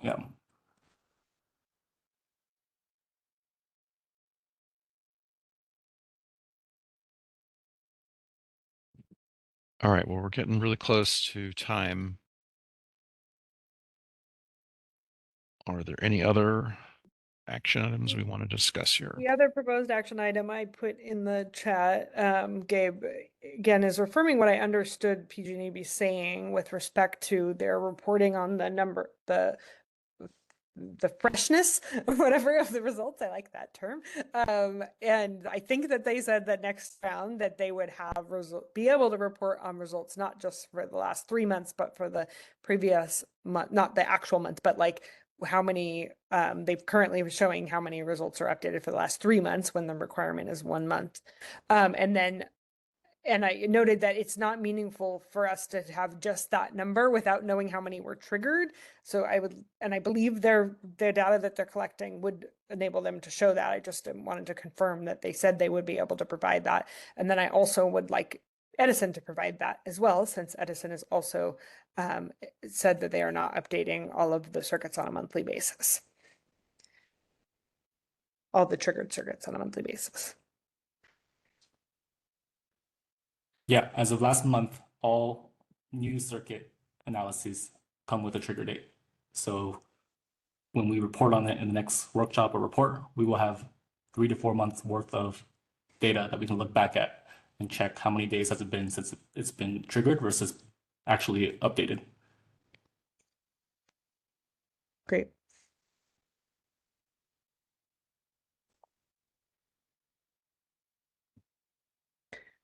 Edison, do you have comments on that as an action item?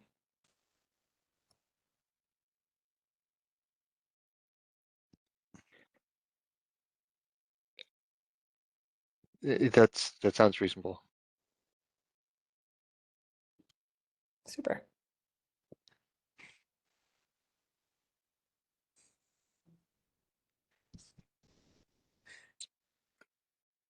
If we don't have more, go ahead.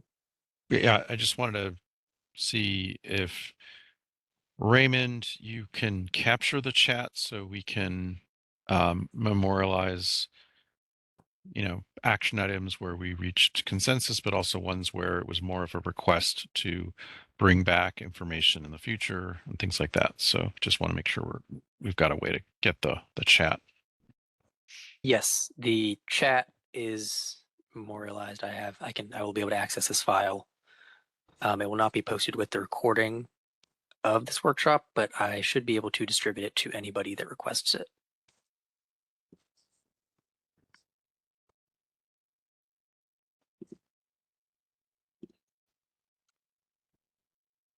Thank you. I do still have one outstanding question. I hate to take us to the end of our time, but if there is a moment for SDG&E to respond, I have a question. All right, let's go out on that. Thanks. When you're discussing this substation reverse flow constraint issue, you mentioned that you looked at it at the feeder level. And obviously, if you limit each feeder so it cannot backfeed, then you will, by definition, not have backfeed to the substation. However, unless, depending on how your substations are set up, it is in many cases, you can have multiple feeders on the same bus bar, in which case backfeed from one feeder would serve load on the other feeder on the same bus bar without backfeeding through the substation upstream. And if you're limiting your basis simply on each individual feeder, that could artificially reduce, and it would be currently pretty rare that it would do that, but it could artificially reduce the capacity that you have on there when you wouldn't actually be backfeeding through the substation, but would instead be serving other load on the same bus bar. I'm just wondering if you can respond to that. This is Wilfredo with Engineer again. Yeah, sorry, I hope I didn't create any confusion. It's not that we are limiting at the feeder level. I think that we do check, and I don't have all the details, but what you just explained makes sense. You're not going to stop it at the feeder level when it can just go back into the other feeder and there will be no backflow. We are monitoring that. Now, how it does that in detail, we can provide more in our next presentation, but what you're asking makes sense. That will reduce the amount of capacity available if you hit a limit sooner, but that's not exactly how we do it. I'm pretty sure we're allowed to backflow, we just check thermal voltage and the things that we require to check. I hope that helps. I hope so. Thank you. Yeah, we'll look forward to more detail next time.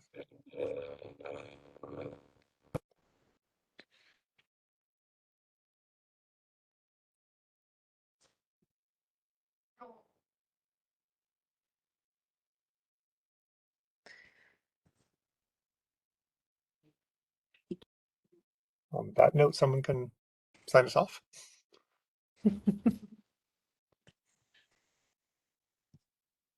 Well, yeah, Thanks, thank you, everyone. Thanks for all the presentations and participation, and look forward to the next workshop next quarter. Yeah, thank you all. Yeah. Bye. Thank you. Thank you, everybody. Thanks a lot.